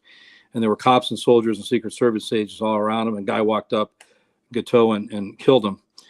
So he winds up being the youngest president of all time. Very popular, very popular. He was a bulldog, just like President Trump. And he serves half a term, and then he runs and wins, but he promised his followers he wouldn't run again. Well, Taft disappointed him, his self-appointed successor. And so in 1912, we had 3 presidents running. It's the only time it's ever happened. The present president, Taft, his soon-to-be successor, Woodrow Wilson, the father of modern socialism and a racist, by the way, and Teddy Roosevelt ran third party in the so-called Bull Moose Party. And the father of the Federal Reserve, 1913 on Jekyll Island, by the way, which is why the dollar's lost 96% of its purchasing power in the past 100 years. And that's why it's so difficult for one person to go out and earn a living and provide for all the family and your wife, or, you know, hey, you can do it the opposite if you want, but the other person in your house can raise your own kids and not pump their heads full of weirdness like we're having today. Sorry, sidetrack, but please continue. No, I love sidetracks. Lincoln had the first graded income tax and the draft and suspended habeas corpus in Maryland. And the movie Lincoln did bring out, Daniel Lewis won the Academy Award for Best Actor, and it brought out that, as my friend Shelby Foote used to say, you know, Lincoln has been smothered with stories of compassion, but he was a very shrewd politician, and it showed him lying several times. So he planted the seeds, and then Woodrow, you were talking about Woodrow Wilson, right? Yeah, and you were telling the story about Teddy. Yeah, so anyway, Teddy's running for president for the second time. This time as a third-party candidate under the so-called Bull Moose Party. And while he's giving a speech in Milwaukee, he gets shot by a would-be assassin. And there were some papers he had in his pocket, and it was a .38, I believe, and they're not that powerful, even at close range. But he's bleeding profusely, and he continues his speech before they take him to the hospital. That's Donald Trump, man. That defiance, that iconic moment, and this is why they're using this near duplicate hashing and plausible deniability. You called it the media hole. What do you call it? The memory hole. They're memory hole. Dumping it down the memory hole, scrubbing the internet. Yeah, like it never happened. And that's the danger. Like I was working on a book or on a screenplay, and my brother, one of the big talking points he wanted to work on with it, and it's like going to be salient through it, was the importance of the written word. And in the movie that we're working on, the current digitized version of things, I mean, it's updated in real time. You don't know what the truth was yesterday because they lied about it, and you'll never hear it again. Like the Mandela effect or something. You're like, I know it was Berenstein Bears. I know it was Berenstein Bears. But then you look at the book, it says Berenstain Bears. You go, why is I looked at that a million times. I'm pretty sure I knew what that was. But that, once again, now we're into quantum stuff happening with CERN and potentialities and different dimensions and all sorts of reasons why. But these are glitches. These are Yes. strangeties, oddities. Subliminal. A book came out in 1975 or 6, Subliminal Seduction. And that was the first that had been brought out. And they used to put salty or thirsty in movies. The first one was The Picnic with Kim Novak. And they noticed the people would flood to the concession stand in the back of the theater or to the concession stand down in the drive-in theater to get drinks when they put the word salt or thirsty. And they only put it on 1 or 2 frames. Your brain would see it, but your eye wouldn't notice it because it was, subliminal seduction. And this is what the media's been doing for years and years and years, but just progressively gets worse. And so, we're standing there watching this so-called coverage with our friends in Michigan. We're on vacation, and the women are weeping. But when he puts his hand up, to answer your question, my friend Wayne and I were going, yeah, fight on, fight on, fight on. It showed his courage, his bravery, and the fact that this is not a game for him. He is 78. He could be on any golf course in the world, one of his golf courses. But he loves America, and he's real, and he relates. The Democrats are no longer the party of the middle class and the lower class. They're the party of the Silicon Valley elites and the Wall Street elites, all these billionaires that keep giving money, starting with George Soros and Jack Dorsey and Gates, to the Democrats and liberal causes. Here's a guy who stands up like Teddy Roosevelt and Andrew Jackson and Harry Truman, man. They tried to gun down Harry Truman at the Blair House. He stood up in the window to see where the shots were coming, and one of the guards yelled, "Get down, Mr. President." They were remodeling the White House, so they put him up the Blair House across the street, which was the backup and the guest house. And Leslie Kofelt was the bodyguard at the gate. He was a uniformed Secret Service agent, a White House guard. He was shot and killed, and a Secret Service officer was shot as well. So it was a bunch of Puerto Rican nationalists that stormed the Blair House. So Truman, it's like I tell people, Brian, they never shoot at the bad presidents. Hello. When's the last time? I'm not going to mention any names. I don't have to. But in our lifetime, in the last 30 years, think of the worst presidents. Did they ever take a shot at them? No, they just shoot at Truman. Great president. My favorite, actually. They shot Kennedy and killed him. He was a great president. You may not like his religion or some of his politics or his so-called failures in immorality, but he was a good president and balanced the budget, started the space program, started the Navy SEALs, started the Green Beret, started the Peace Corps, got the man on the moon. I mean, he did more in 3 years than most of these guys do in 8 years. And then George Wallace. I like George Wallace. He was not the racist the media made him out to be. They shot him while he's running. Secret Service agent got shot in the throat at that assassination attempt when he was running for president again. Ran in 68, won 3 or 4 states as an independent under the American Party, and then they shot him again in 72 and paralyzed him, put him in a wheelchair the rest of his life. And then Ronald Reagan. I would say the only president Eisenhower was a great president. He was very underrated. I didn't like him at the time. I was a Democrat. Eisenhower, in my lifetime, the 4 greatest presidents: number 1, Trump; number 2, Reagan; number 3, Kennedy; number 4, Eisenhower. But they only shoot at the good ones, the ones that keep their promises, the ones that are for the people, not the ones that run the deep state. By the way, there's 3 types of assassination. There are some people that consider me one of the foremost experts on assassination. Executive action is an espionage term for taking out a high leader, whether it's a president, a prime minister, a king, queen, whatever, congressman, senator. Executive action. Great movie with Burt Lancaster back in the early 70s. I advise everybody to watch that because there are so many similarities between the Trump attack and JFK's assassination. The first one is they do it themselves. They walk up, Guteau shoots McKinley, Golgaz walks up and shoots Garfield. Then the second type is you have teams of assassins that come in. Like in the Kennedy assassination, there were probably 3 or 4 or 5 teams. They fed us this rubbish, to quote Roy D. Mercer, the great broadcaster from Oklahoma, bull butter, this rubbish that Oswald did it through a tree, shooting through a tree at a moving target going away with a rifle that was inaccurate. And he was a terrible shot, just like this kid on the roof was a terrible shot. He went out for the junior high rifle team. I digress for a minute.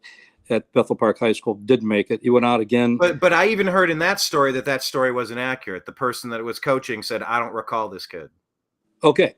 So you know, way, but as we unpack this, like we all heard that, yeah. but it turns out that wasn't true. We heard Elon Musk is giving $45 billion a month to Trump's campaign. He's not doing that either.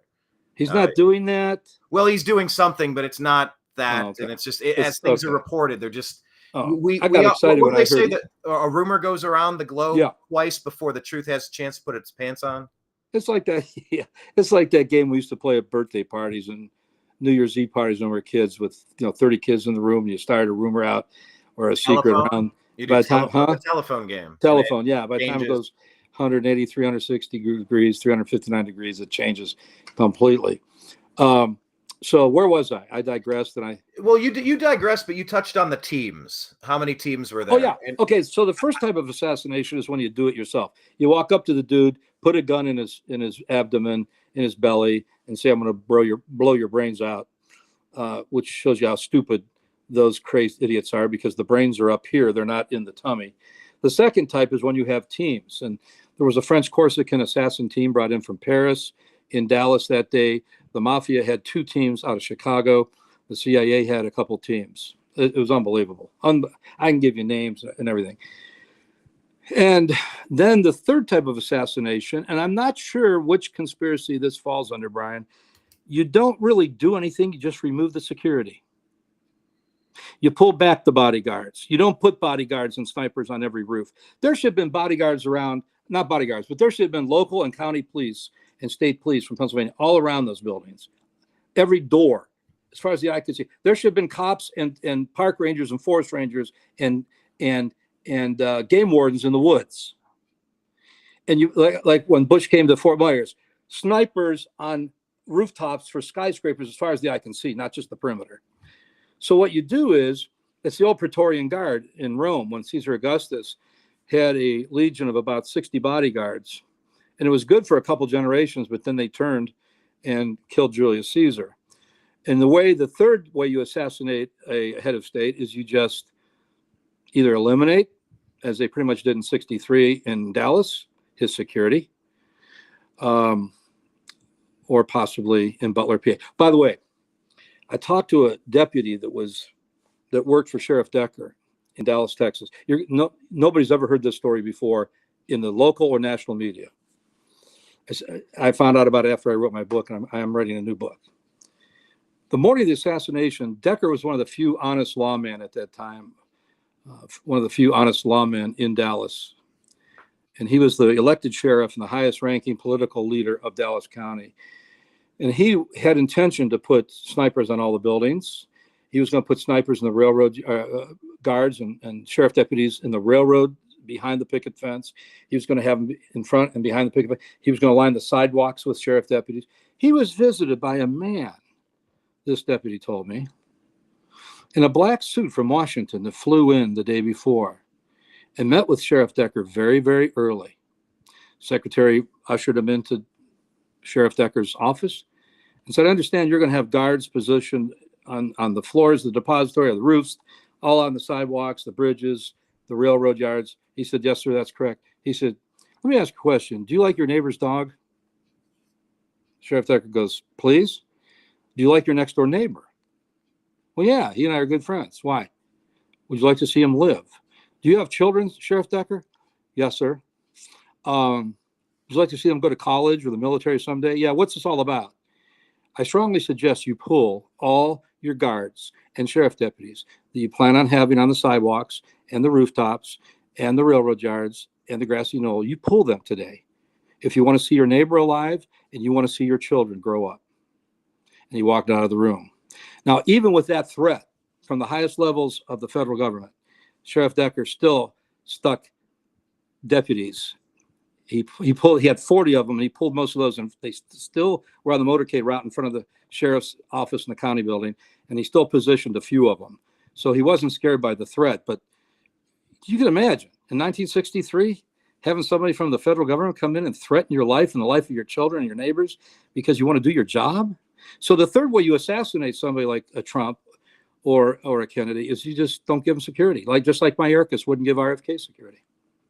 Yeah, not giving RFK security is absolutely insane. When I was in college, they had John Kerry come visit. It was Bowling Green State University, and it has a center of town. If you think of Midwestern schools and the college towns that they're in, there's a downtown, and it's, buildings are a couple hundred years old, 3 and 4 stories tall, brick buildings, old buildings from the 1800s, early 1900s. And I was bartending at a place called Uptown Downtown. There's a bar downtown and a bar uptown, and then there was another level above that, and then there was a roof on top of that. And this was very within sight of the speech location. I mean, Bruce, it was, I feel like it was weeks and weeks and weeks and weeks and weeks.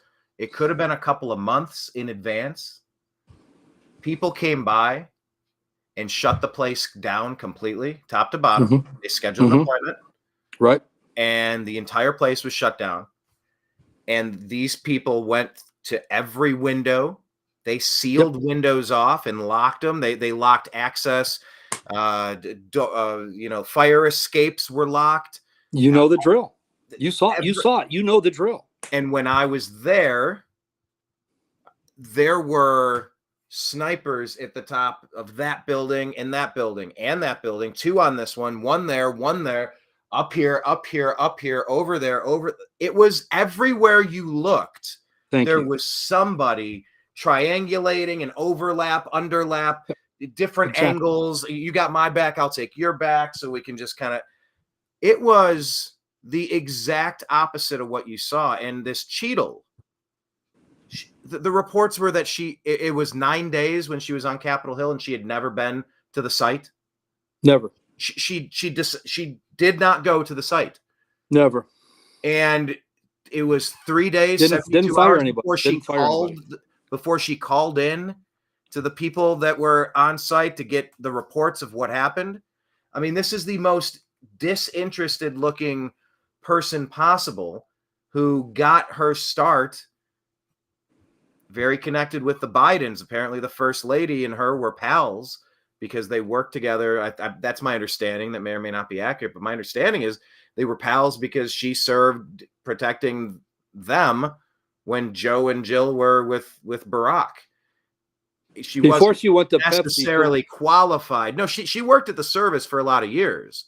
Yeah. And then she was at PepsiCo. She was doing something for a snack food company for Frito-Lay. She was watching the empty pop machines, the soda machines in the warehouse.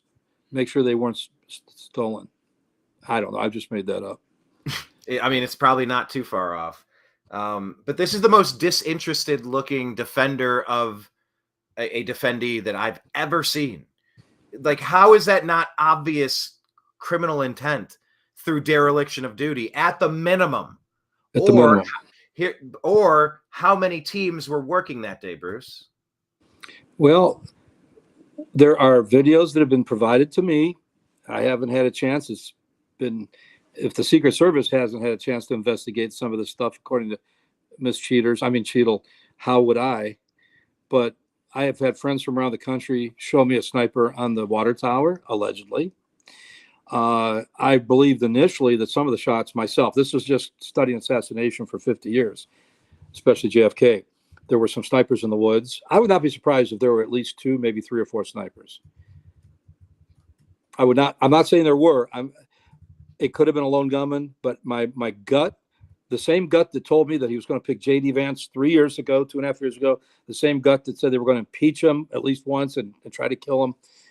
My gut tells me that there was more than one gunman. And I want to know, did the FBI go to his house 12 times? I want to know that. Did they send him to Massachusetts? Did he work for BlackRock? I want to know the answers to these questions. We're not getting any answers.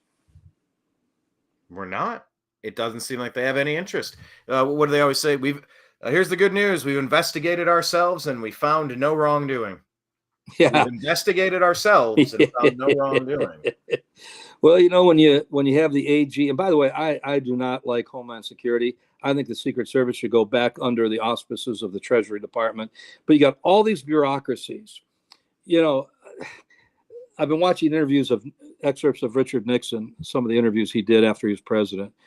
And he said the biggest failure of Washington is you got a bunch of lower level or middle level bureaucrats that think they were elected, and they work overtime to make life miserable for John Q. Public. And they have no actual authority, but they act like they do. That's the deep state. That's the it's the deep administrative state, the managerial class. Yep. It's the deep state with a bunch of pencil pushing bureaucrats that were never nominated, much less elected. And unfortunately, the Secret Service has become such a bureaucracy. And then you place it under a political hack like Mayorkas. God help us all. Yeah. Well, speaking of God help us all, Trump is going back to Butler. I heard. See, his speech. that's What is that about? Teddy Roosevelt. That's the Harry Truman in him. You know, that's the Reagan in him. He's fearless. He's fearless. He wants to do an outdoor rally again in Butler, but the Secret Service says, no way, Jose. By the way, that rally should never have been permitted because there were so many lines of open fire. And the threat assessments that were done that should have been done by the FBI were not given to the Secret Service. You got to understand, the Secret Service are primarily bodyguards, and they used to go after counterfeiters, okay? It was Ray's job to send his agents out of the Pittsburgh office and do what you saw, Brian, when you were a student at Bowling Green University when the presidential candidate came there.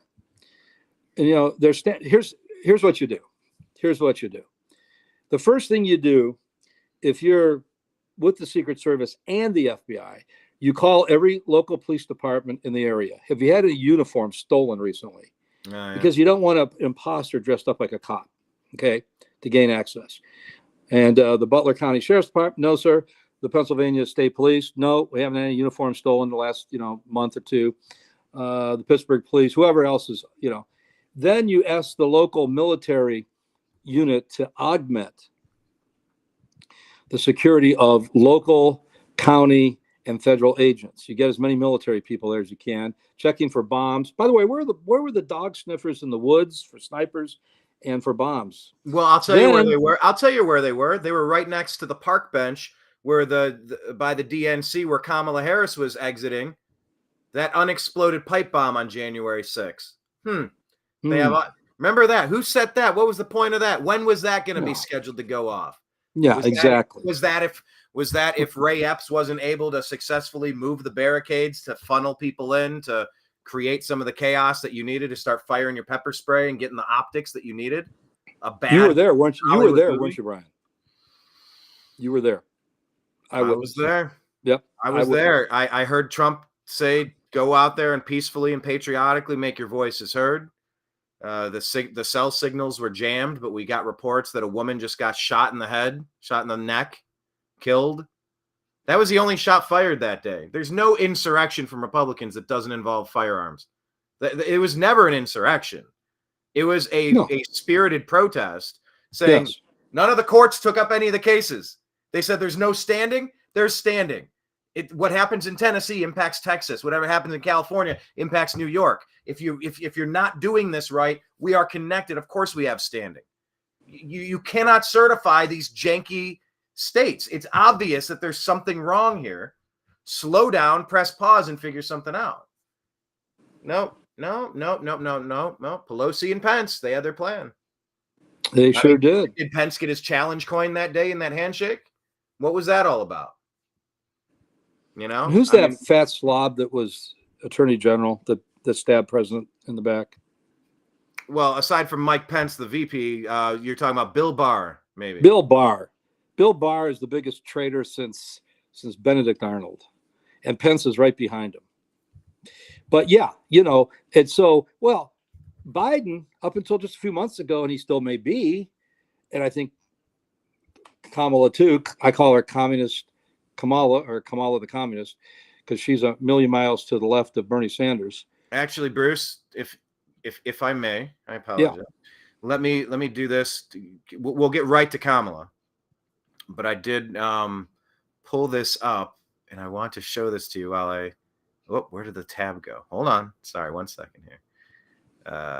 Because you brought up Bill Barr, I had to hurry up and find this. But if you haven't seen this might be the funniest thing you will ever see. This is CNN interviewing Bill Barr, and he's referencing how, well, here, it plays out. He responded, Donald he was Trump. saying you'd vote for the Republican ticket.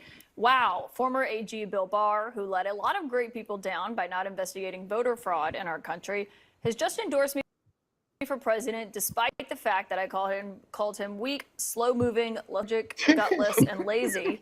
Based on the fact that I greatly appreciate his wholehearted endorsement, I'm removing the word lethargic from my state. Thank you, Bill. Yeah. It's classic Trump.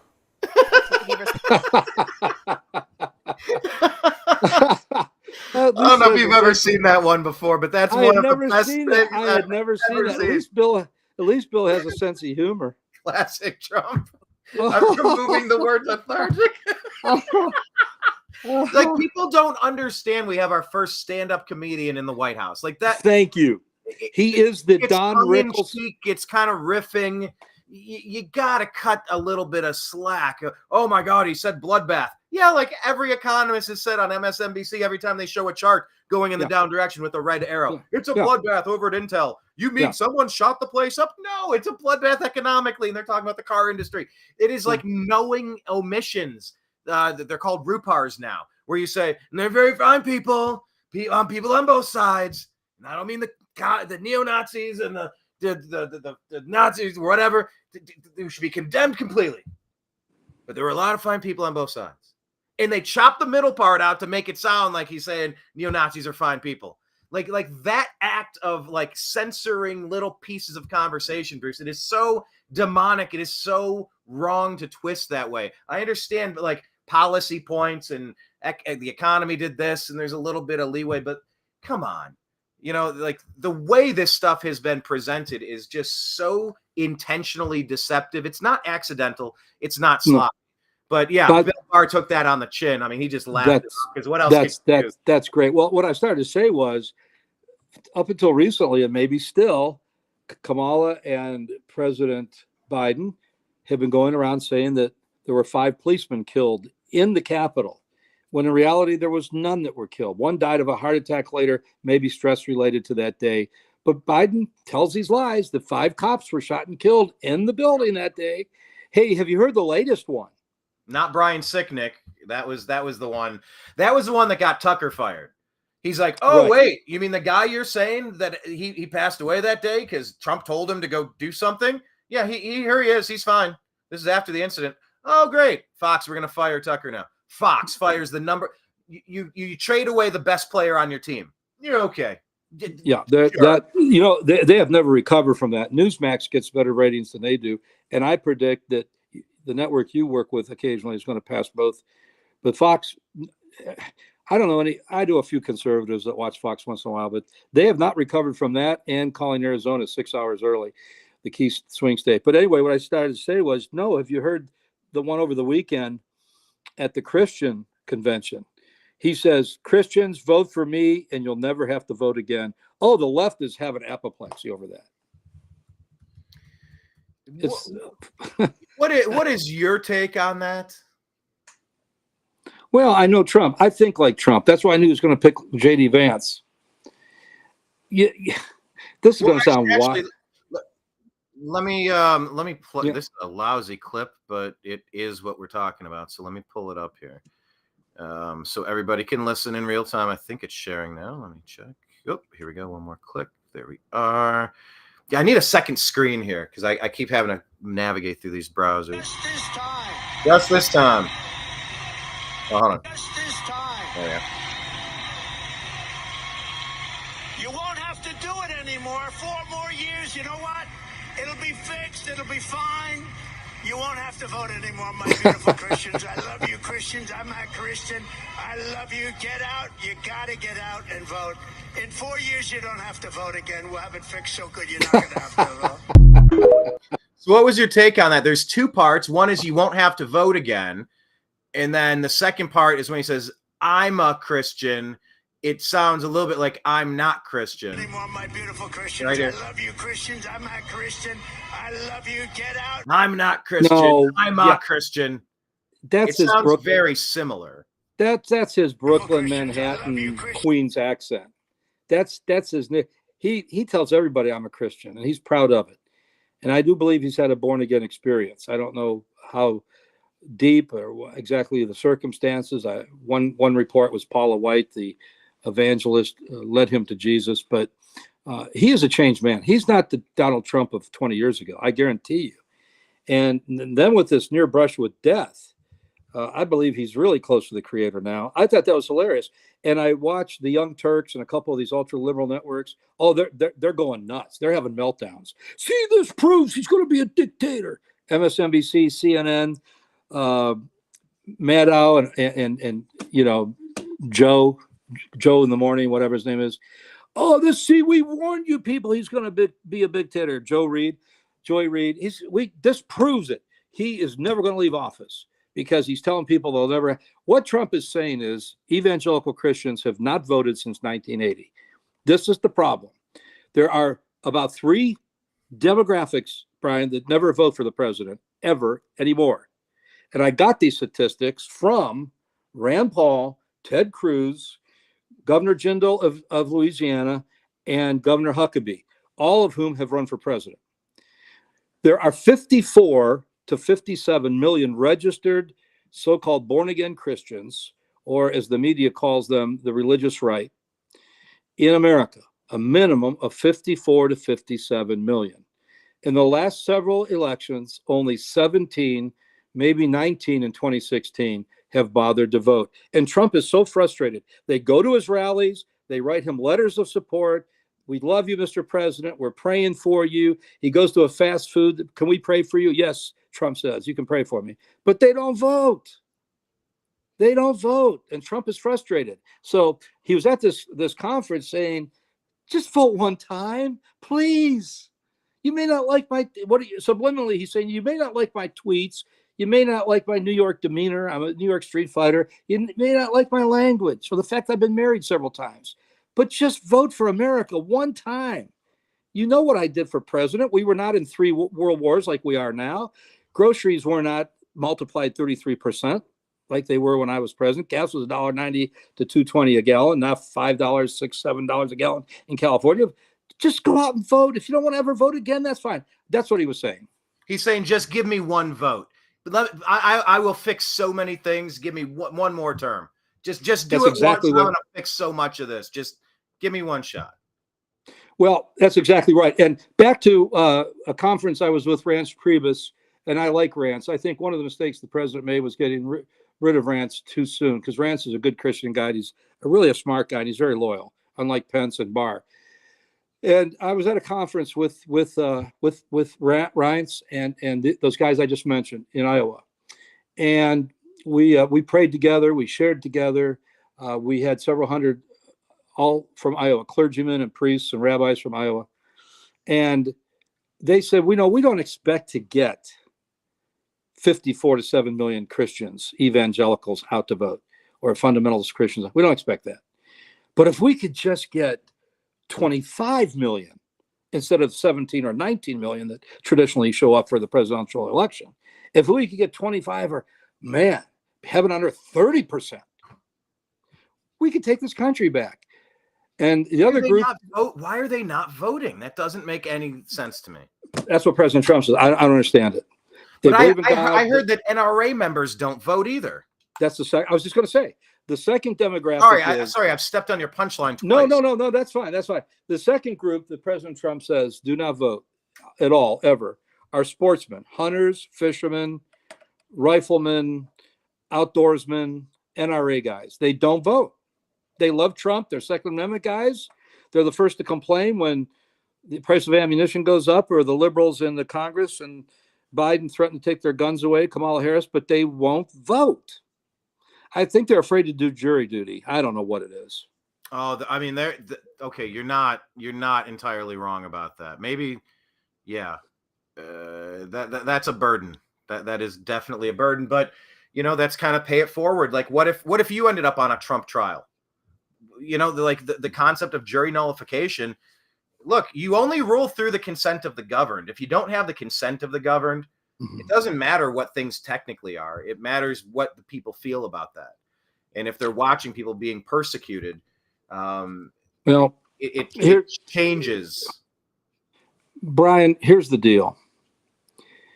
It's time for men to be men again. We've been so emasculated and sissified. I had a lady, I spoke at a church in Columbus, Ohio, near downtown Columbus last week, and I was signing Bibles, and my wife and I were meeting people in the foyer of the church, good church. And a lady came up to me and says, Mr. Engelman, don't you fear for your life? Because they asked me to talk a little bit about the attempt on President Trump, which was just a few days old at that point. I said, you can't scare me with heaven. I know where I'm going to go. I've had my life threatened so many times.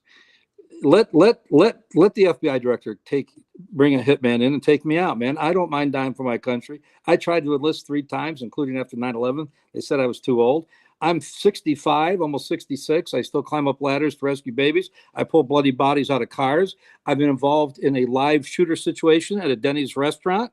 I got everybody to hit the floor, and I stood at the door. It was the one night I didn't have my pistol with me, and I was going to look like a piece of Swiss cheese. I was willing to die. I'm not afraid. I offered to pay the way to Israel for several preachers a few years ago. I'll pay your way. Go to the Holy Lands with me. Oh, we might die over there.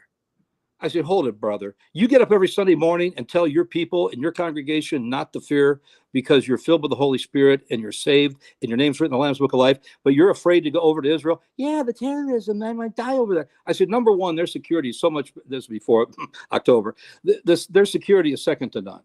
I feel safer over in Israel, walking down a dark alley at midnight, which I've done that. Number two, what better place to go to heaven from than the city of Jerusalem, from the Holy Land? And number three, where's your faith, brother? Priests and ministers today have no faith and wonder why their parishioners have no faith. But yeah, what happened to Patrick Henry? Give me liberty or give me death. Trump took a bullet for us. Why shouldn't we be willing to? That fire chief took a bullet. Your grandfather used to say, Mel Engelman, retiree of the space program, NASA, when it's your time, it's your time. When your time's up and God taps you on the shoulder, you're going, you're checking out. I said, Dad, that's not true. What about suicide? Well, that's different. But now the older I get, Brian, Pop was right. Your grandfather, Mel, was right. It wasn't Trump's time. God's got him as the modern day Moses, the modern day Truman to save this country. But I get asked that question all the time. Mr. Engelman, all the books you've written against the CIA and the FBI, aren't you afraid of dying? And the mafia as an investigative reporter? You can't scare me with heaven, man. The best thing you could do is put a bullet in my head. Now, don't get me wrong. I don't want to leave my loving wife and my grandkids and my 3 children and my church. And I love people. I love America. But come on, man. Let's man up a little bit. We raised a generation of wimps, sissies, and weenies, wusses. Yeah. And that's a direct effort of what they've done to take over the education program and just continue to whip the kids every day. When I fostered a 10-year-old boy in Los Angeles, I got called into the principal's office for an accusation of something that not even remotely resembles what actually happened and how they were trying to turn it into something. I mean, it had the communist fists up on the wall. It was BLM this and rainbow flag that and continent of Africa. It was just to the senses. It was like a DNC headquarters. It was just like being in Vegas with the neon lights shining at you and the sounds of the clanking and the chimes of the winners. It's massive manipulation. It is massive brainwashing campaigns. But back to Trump real quick. Yeah. The significance of being a living martyr, because you said it's not his time. You said it's just not his time. Second question. We'll get to the martyr part, but I remember I asked you that. No, hold on. We had a conversation, you and I, and it was about how do you know when it's your time? Like God and how do you, and you're like something along the lines when it's your time. we were talking about it, but then was it you that said, yeah, well, hold on. Or maybe it was me. I don't remember. One of us said, okay, well, what if it's the pilot's time? What about all the people on the plane when you're 30,000 feet in the air? Well, That's what my if it's dad. the pilot's time, and then what about so that? And that's one of those you go, hold on, let me think this one through. So what do you say to that? That was your grandfather, one of your grandfather's favorite lines. He goes, yeah, but what if it's the pilot's time? Because he didn't like, even though he worked for NASA, he didn't fly until he was in his 70s. And I had a good preacher friend, a world famous preacher by the name of Curtis Hudson. He was the editor of the Sword of the Lord, the oldest Christian newspaper out of Tennessee after John R. Rice. And he used to say that he was to drive to all of his meetings. If he had a revival in Sacramento, California or New Hampshire, he drove. He said, he joked, he said, the Bible says, lo, I am with you always. Jesus said, lo. And he said, what if it's the pilot's time? You know, but the truth of the matter is the Bible says it is appointed unto man once to die. That means we all have an appointment with death. Now, if we pickle our liver and kidneys with too much alcohol and we die of cirrhosis of the liver, that kind of removes us from the will of God. Or if we commit suicide, God is never for suicide. But the point is, we all have an appointment with death. And the older I get, I'm just a little bit more providential about this, Brian. I'm kind of a feudalist in as far as death is concerned. And I guess it's because I've escaped death so many times. As a reporter in Youngstown, I remember dodging bullets. We took the mafia on and the street gangs in both Chicago and Youngstown. And I remember hunting deer in Pennsylvania, not too far from Butler. On opening day, everybody has 30-06s and 308s, the bullets going over my head. The incident at Denny's restaurant, I really thought I was going to die. So, but God, I really believe that Donald Trump is the last, the Democrats are always talking existential, most important election, save democracy. Oh, so you robbed your nominee of his millions of votes, Joe Biden, and you railroad him out. And you're going to tell me, Kamala, you're for democracy and Trump's against it? Au contraire, I think it's the other way around. But, they talk about existentialism and saving democracy. I do believe this could be our last hurrah. We can't stand 4 more years of a communist like Kamala Harris. I don't think so. And the first part of the question I tried asking there before I took us on the side path, what does it mean that Trump is now a living martyr? Like it wasn't his time, but it was, and it wasn't, and I'm not supposed to be here, but I am, but it's like parallel dimensions here of this moment was so impactful. What comes next? Is there any chance he can survive this? Do you try again? Is he rolling the dice too many times, going back to Butler? They said don't do outdoor events, so he didn't. He did it again.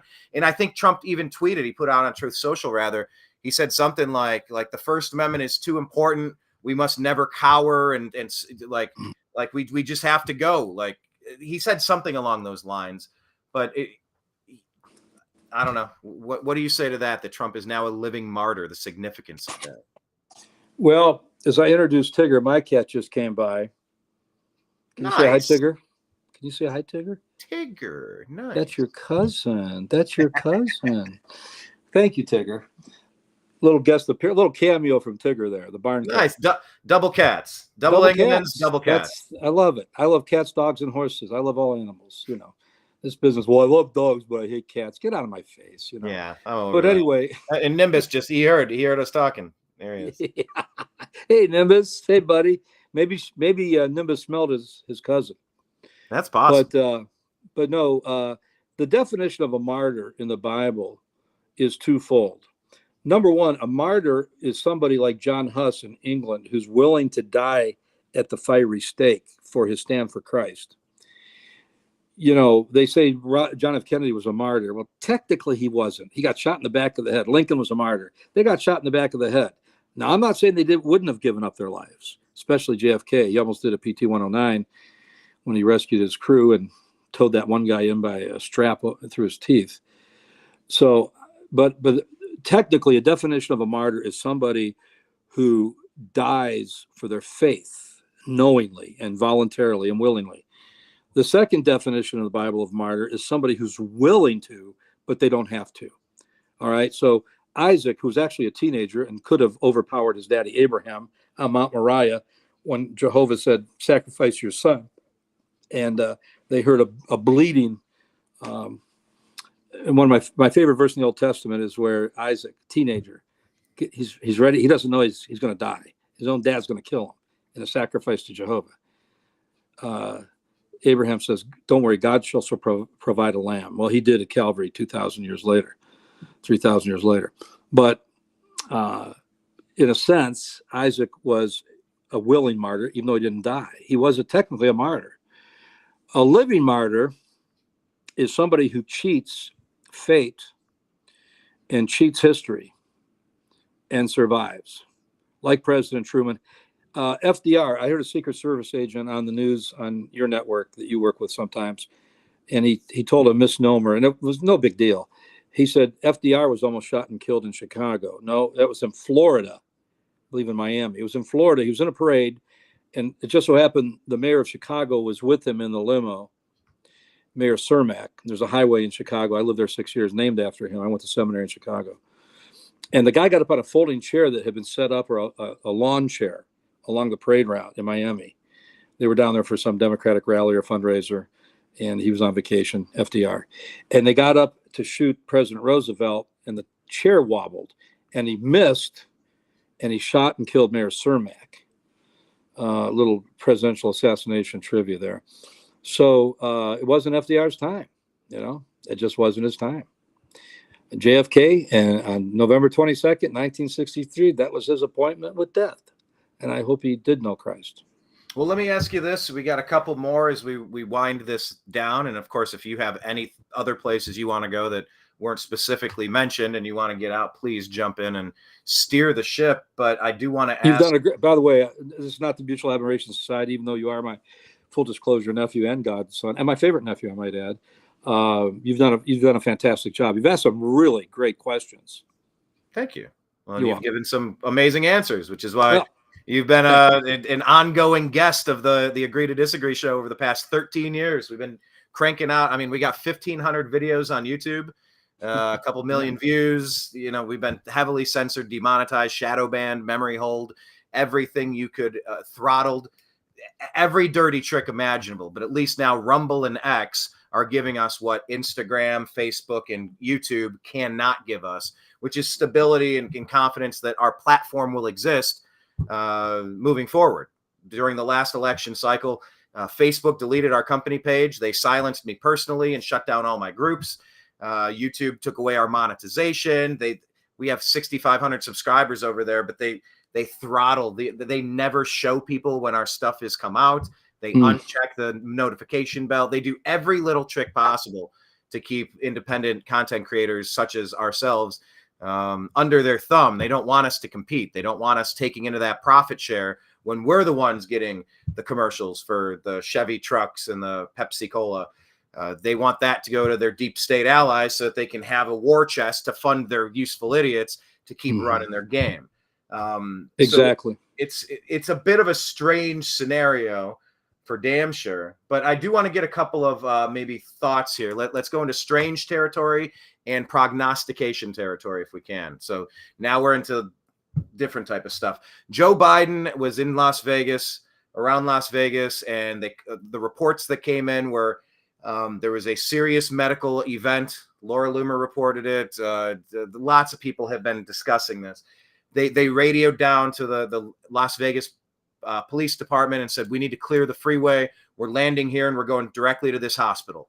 They said, okay. They mobilized all the troops. They started making phone calls. And then 5 minutes later, a short amount of time later, they got a call back and said, we're making a revision to that. Those services are no longer needed. We're now going to fly across the country to Bethesda or something like that. I could have the name of the hospital wrong. But it was rumored that Joe Biden suffered a serious medical event, and the reason why he didn't need to hurry up and get to a hospital is because he wasn't with us anymore. We're in cuckoo territory, but I mean, we saw the Brady Bunch squares of all the Saddam Hussein lookalikes. Of course, presidents have lookalikes. And I've seen a Trump version of a Trump that ain't Trump. but I've seen him smiling and doing this and getting pictures taken. Maybe it is, maybe it's not, but Joe Biden really hasn't been in the public limelight at all. He allegedly called in. Kamala Harris said, oh, it's so great. Listen to this this telephone call from Joe Biden. It was a recording. And then whatever that was when he gave a speech to the nation, was that really him? Was that pre-recorded 4 years ago? Was that AI? Was that manipulated? That wasn't live. And so now Kamala's just quickly elevated to this level. Are they pretending? Is Joe in a coma? You saw those pictures of the Bidens all sitting there. It looked like a funeral. They were crying, like all of them, like he was already gone. And the way that Jill Biden was doing the seal clap, oh my gosh, you did it. You did. When the new, taller Joe Biden walked out and kind of did the thing, and he walked very different. He used to walk like C-3PO, and this new, taller Joe Biden does not walk the same. Any thoughts on all of this and how you encourage other people to ascertain fact from fiction here? Because we're truly living in strange times with artificial intelligence, fake videos, the deep fakes, as they call them. What's your whole take on Biden suddenly stepping down after he was sharp as a tack? Everybody went out he got propped up in Hollywood with Clooney and Obama, and everyone was behind him, and then suddenly they weren't. What do you make of all this? You go back to history, Brian. Look, Kennedy had a body double. Hillary had at least one body double. It's fact that Winston Churchill had at least one body double. Now, people are starting to call me the prophet. I mean, it might be, I don't know, it might be coincidence. I don't believe in luck. Romans 8:28. You asked me about luck a little bit ago. Romans 8:28 says, all things work to good for those who love the Lord, to them that are called according to his purpose. I don't believe in luck. But I predicted, I'm not trying to beat a dead horse, nor am I trying to pat myself on the back. I'm just telling, the Bible says, test the prophets. And I've been right on every prediction I've made in the last 5 years. I think that gives me a level of credibility. I predicted, again, on the John B. Wells program that you got me on, thank you, that Trump would be impeached and there would be an assassination attempt. That prediction was made well over 6-7 years ago. I predicted 2.5 years ago, at least, that J.D. Vance would be the VP choice of President Trump. I was getting calls, and to be honest with you, some good points were made for Marco Rubio. I do believe he wanted Doug Burgum, and because Trump kind of thinks that way too a little bit. And I heard the kids really laid it on and caused him to make an audible to pick J.D. Vance. That's the rumor. And yes, that's the rumor going around today, around Washington and New York. And of course, the one that Jason, your cousin, called me. He made a great case for Marco Rubio, and I like Marco Rubio a lot. And he would have united the party, because even though he's a conservative, the establishment loves him. He would have united the Republican Party.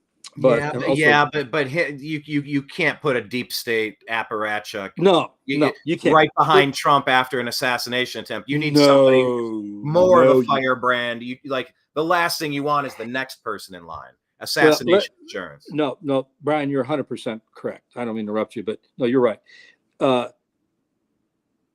I said 2.5 years ago that it would be J.D. Vance.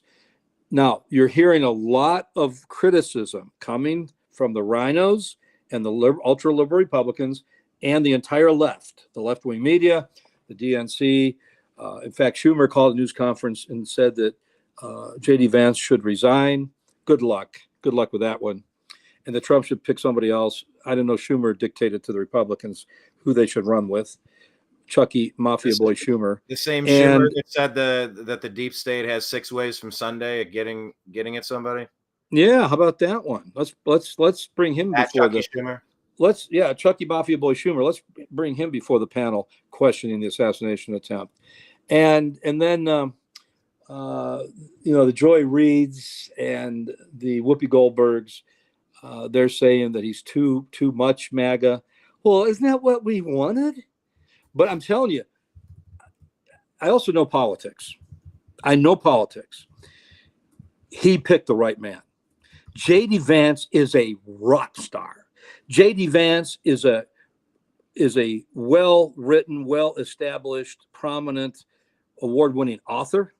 He's a U.S. Marine. That's going to bring in the U.S. Marine Corps vote because they stick together. It's going to bring in the military vote. God forbid, if we ever need a president or vice president that has a military background. He's a decorated combat veteran in both Iraq and Afghanistan. He's a Buck. I almost wore my Buckeye cap today. Just went to the Horseshoe a couple days ago. He's a Buckeye. That's going to bring in the Ohio State vote, 30 million alumni. Hello. And that's going to solidify Ohio. Don't take Ohio for granted. Kamala's going after Ohio. This will solidify Ohio, and it also will solidify and galvanize and pretty much ensure that, not that they were in play, but Kentucky, West Virginia, because that's where he's from. He's from Appalachia.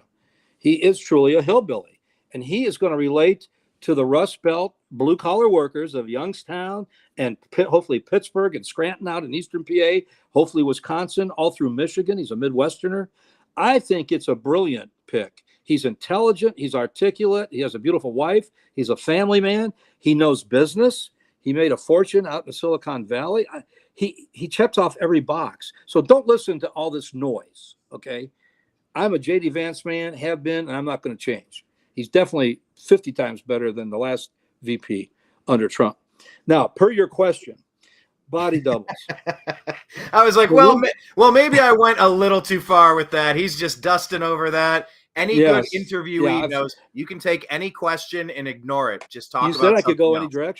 You said I could go any direction, nephew. You have carte blanche always. However, tell me, am I crazy for bringing up the Biden stuff? No.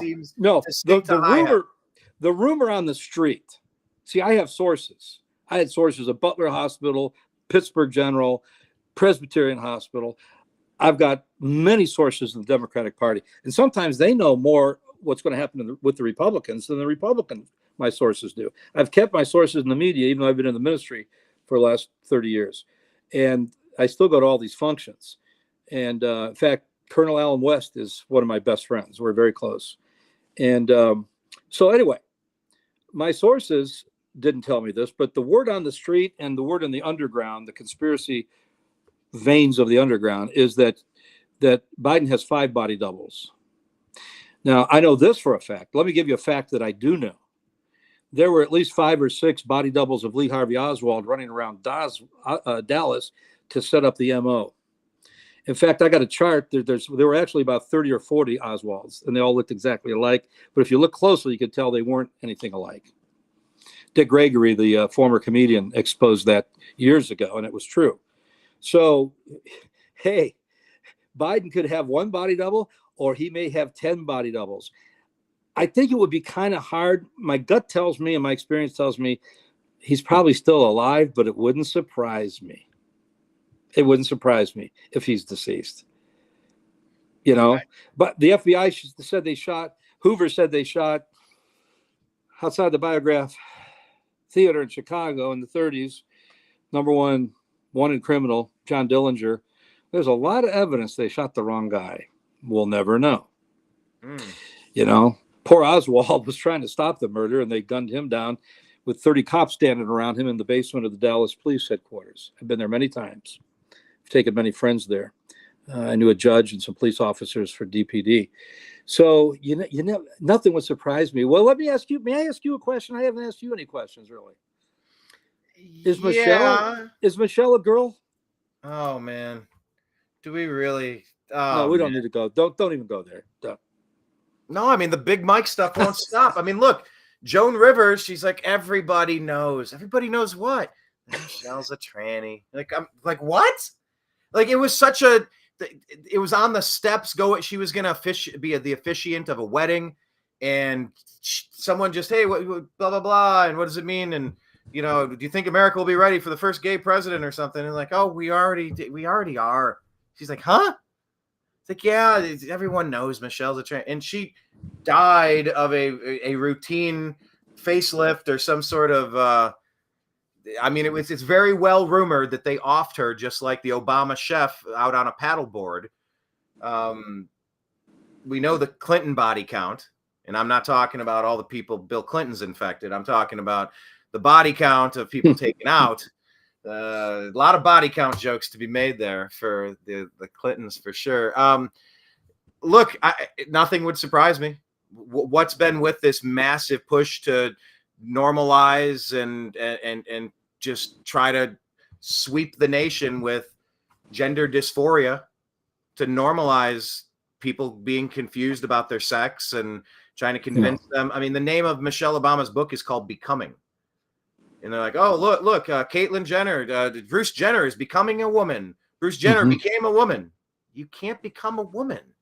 You can choose to live how you want to. You can make cosmetic adjustments, but you're going to be who you are. Like, you can't change what you are. A bird cannot become a fish. So I don't know on that one. I don't know, but man, it's such a weird story that will not go away.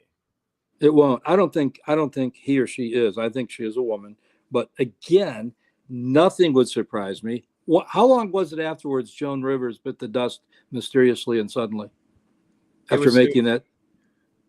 It was shortly after. Yeah. I'd have to double check. About a month. I think it was about a month or two, wasn't it? Maybe sooner. Maybe sooner. But I will tell you this. Again, yet another prediction that I've never, and that's another thing. I make a prediction. I don't waver.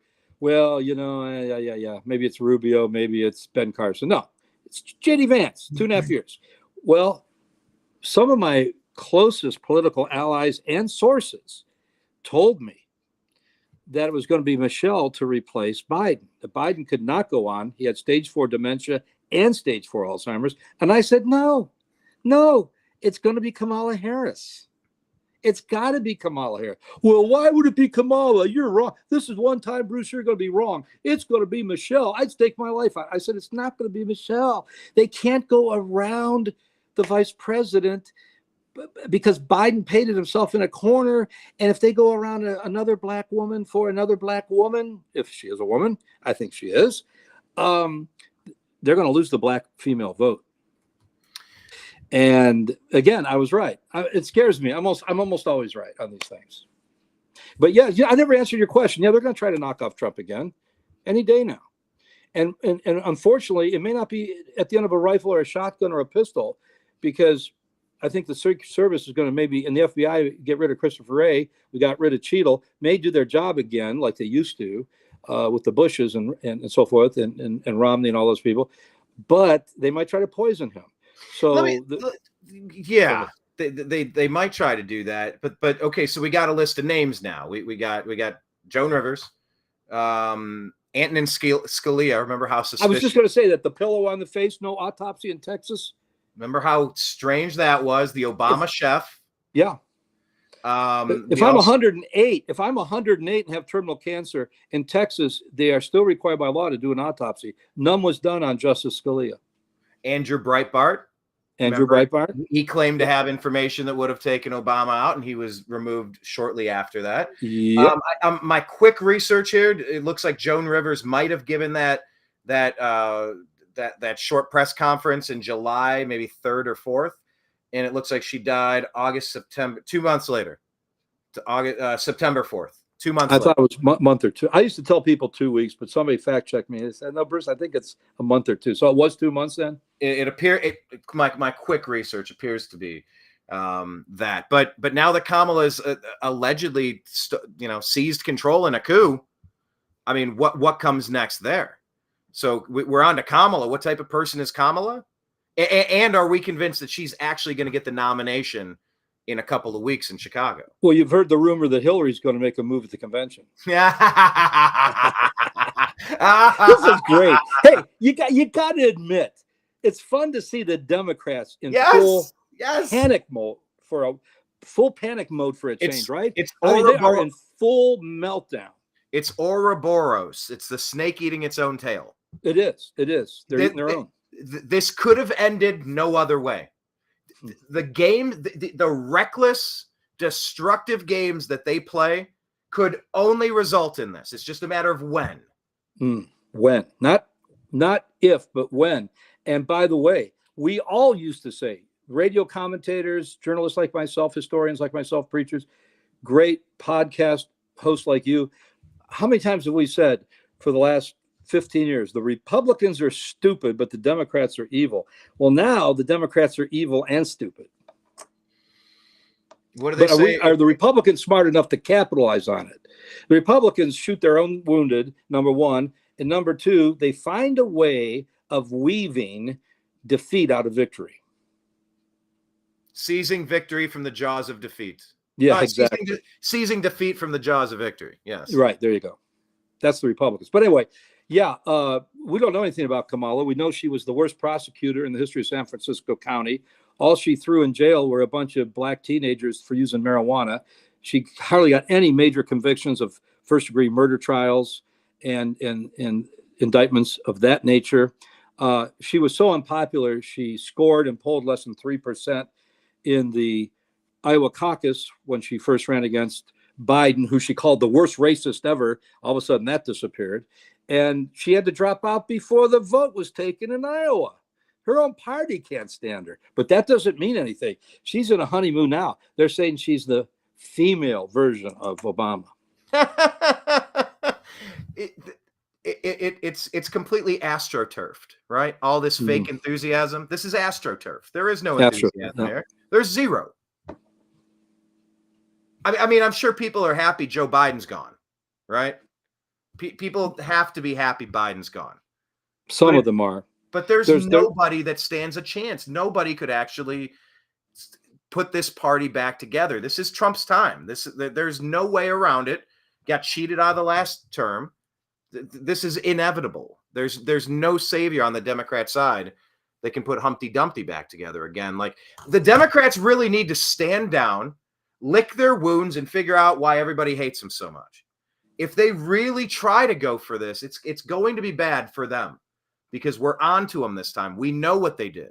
We saw in Venezuela, they pulled the same stunts. Same thing with Maduro. Same thing with Maduro. The same exact thing. Same exact thing with Maduro. And it doesn't work because we're catching it now. We know how. We figured out how they cheated. We know what they're up to. They're trying to whip out bird flu in time to make it another COVID right before the election as their October surprise. But I think people are alert to that even. And the American public, a good faction of them, the Trumpsters, the MAGA, the conservative Republicans, many of them are waking up. I wish the evangelical community would wake up, as we talked about before. But I got a theory. May I give you a theory? This is the first time I've postulated this on national media. Yeah. I don't think Pelosi and Schumer are quite that stupid. I know Obama isn't, and Michael or Michelle is not. Or Bill, say what you want about Bill. He was a great campaigner. He did help the economy, and he is a genius. Best campaigner the Democrats had since JFK. I don't think the really bright minds like Bill Clinton and Obama and Chuck Schumer and Dick Durbin out of Illinois. Here's my theory. I think they know that Kamala is going to get slaughtered in a landslide, and she's the sacrificial lamb. I think they're throwing her out there. She's dense. She's an airhead. Forgive me, ladies. I don't usually use that term. She is the epitome of an airhead. She has all these little poems that make no sense. She talks in circles or fruit salad and word salad. She's not very intelligent. She's not articulate. She giggles like a hyena and laughs 150 times more than Hillary ever did. Giggles and chuckles and cackles. She's the worst vice president in history. She's the most unpopular vice president since my friend Dan Quayle, and I knew Dan and I love Dan, but the media chopped him, unfortunately. She's the most unpopular VP since Dan Quayle. And I think, here's what I think in the smoke-filled room. Is this just to empty the deck? It's just to shovel everything off and wipe the slate clean? Otherwise, she'd be a pain in the ass 4 years from now? Bingo. Now bingo. And it goes along with your little theory about just sweeping the thing and getting it all cleaned up and starting from scratch, because they know she can't beat. Biden would not have beaten Trump. It would have been a landslide. Nobody can beat Trump. The Rock couldn't beat Trump. No. Obama in his prime, nobody is beating Trump this time. After he's been proven right on everything that the Dems have undone over the past 3.5 years. Exactly. And he proved what he could do. They're acting like he never was president. He proved in 4 years that he's not a dictator. He's not going to be a vengeful, throwing everybody in jail, although he should.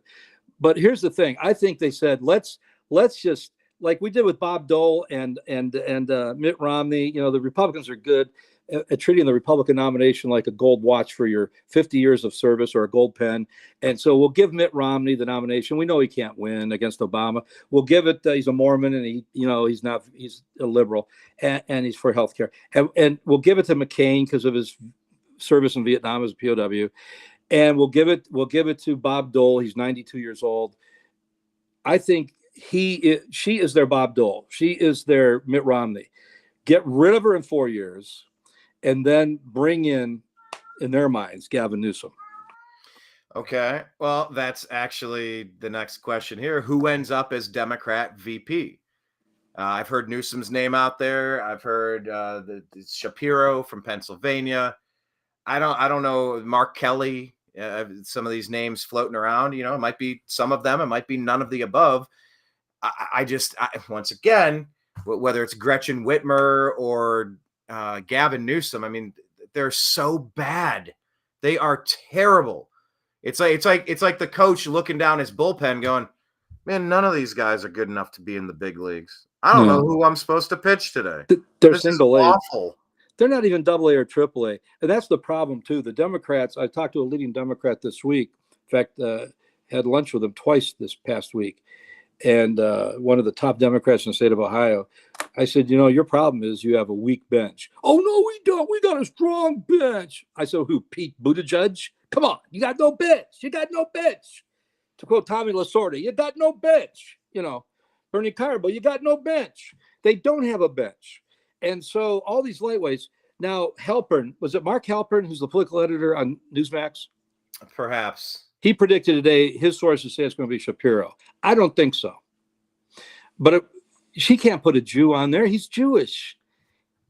She's already losing the Muslim vote and the Arabic vote in Michigan and Pontiac. She can't put a Jew on there. Plus, you know, she's probably got Pennsylvania anyway because of Biden's ties there. That's my home state. I hate to say that.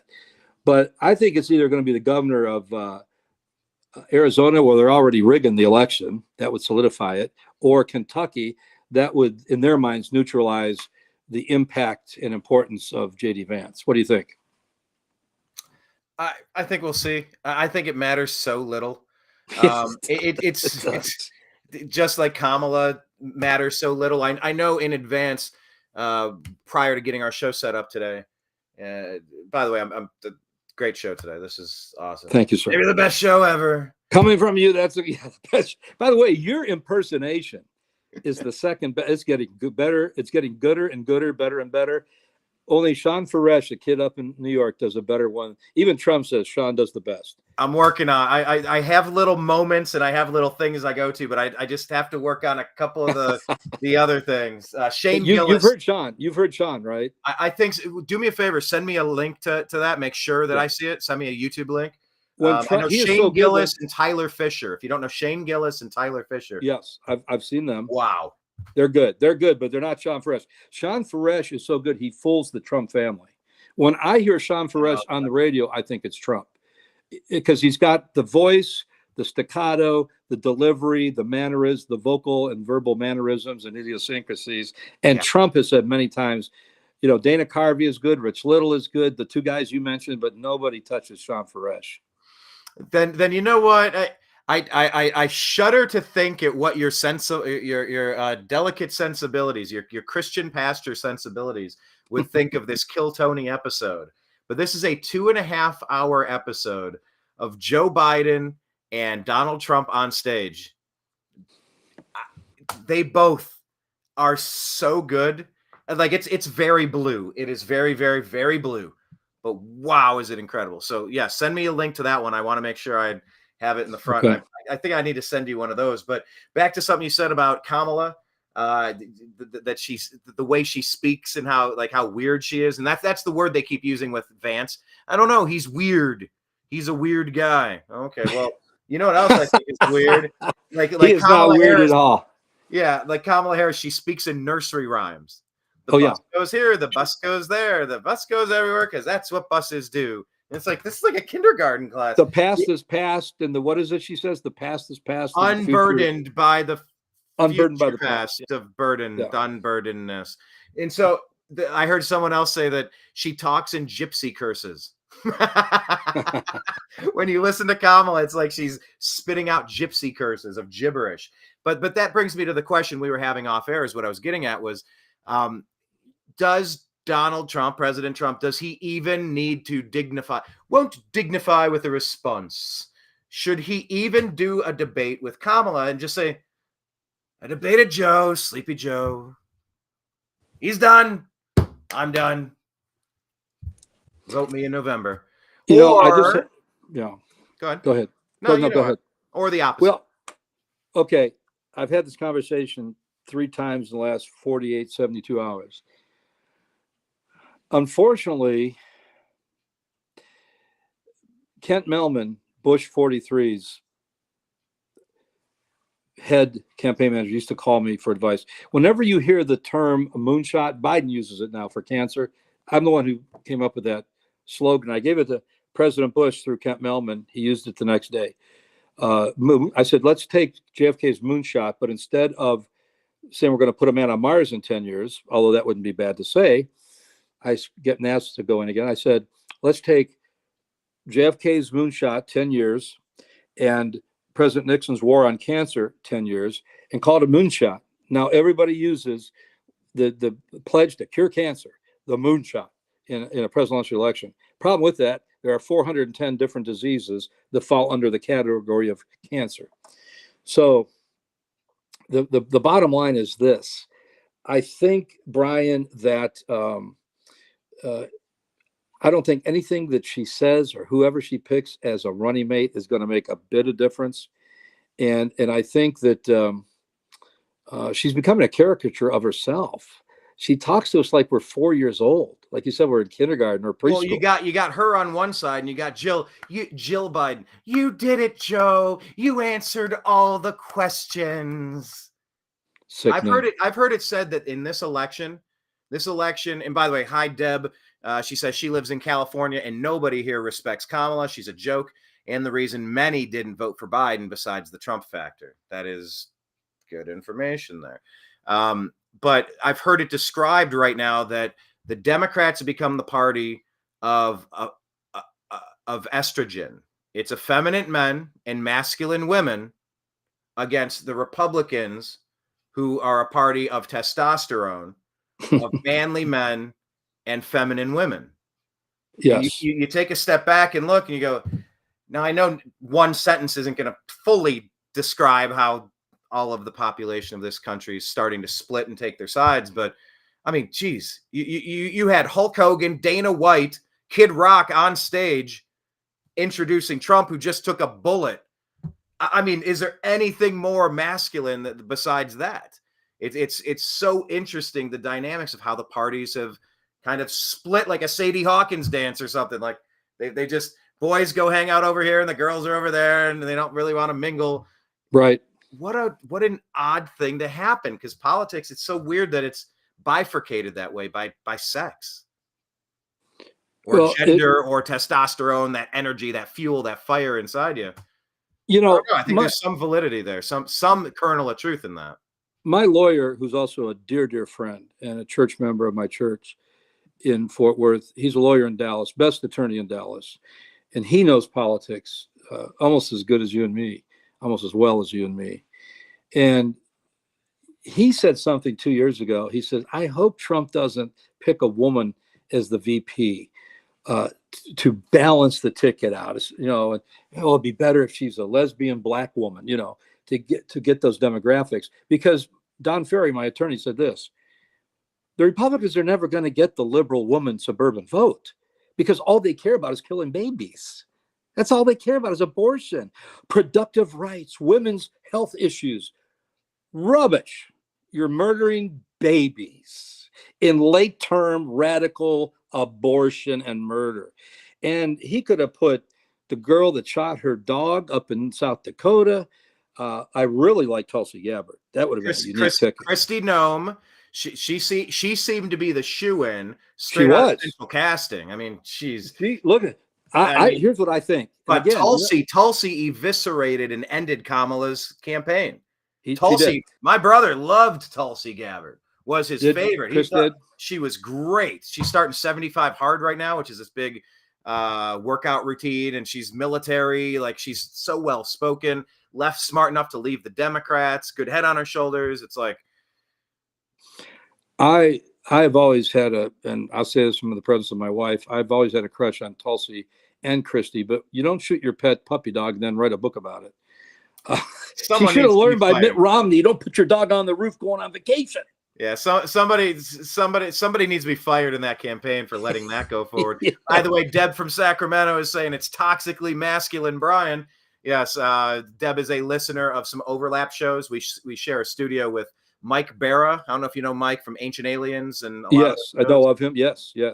So Blake Wally does shows with me on Agree to Disagree. Blake does Toxically Masculine Tuesday with Mike Barra. And then I've jumped on with Mike in the past week or two covering the Trump thing, as Blake and I were up in Milwaukee for the convention and for the Republicans. And yeah, so nice show plug there, Deb. Toxically Masculine Brian discussing the bifurcation by sex of the Republican and Democratic Party. I see you're getting a lot of viewers and a lot of hits right now. By the way, do you know a fellow by the name of Mike Bence? He's become a rock star. Yeah. Yes. Yeah. I watched an interview with him today. I was very, very impressed with him.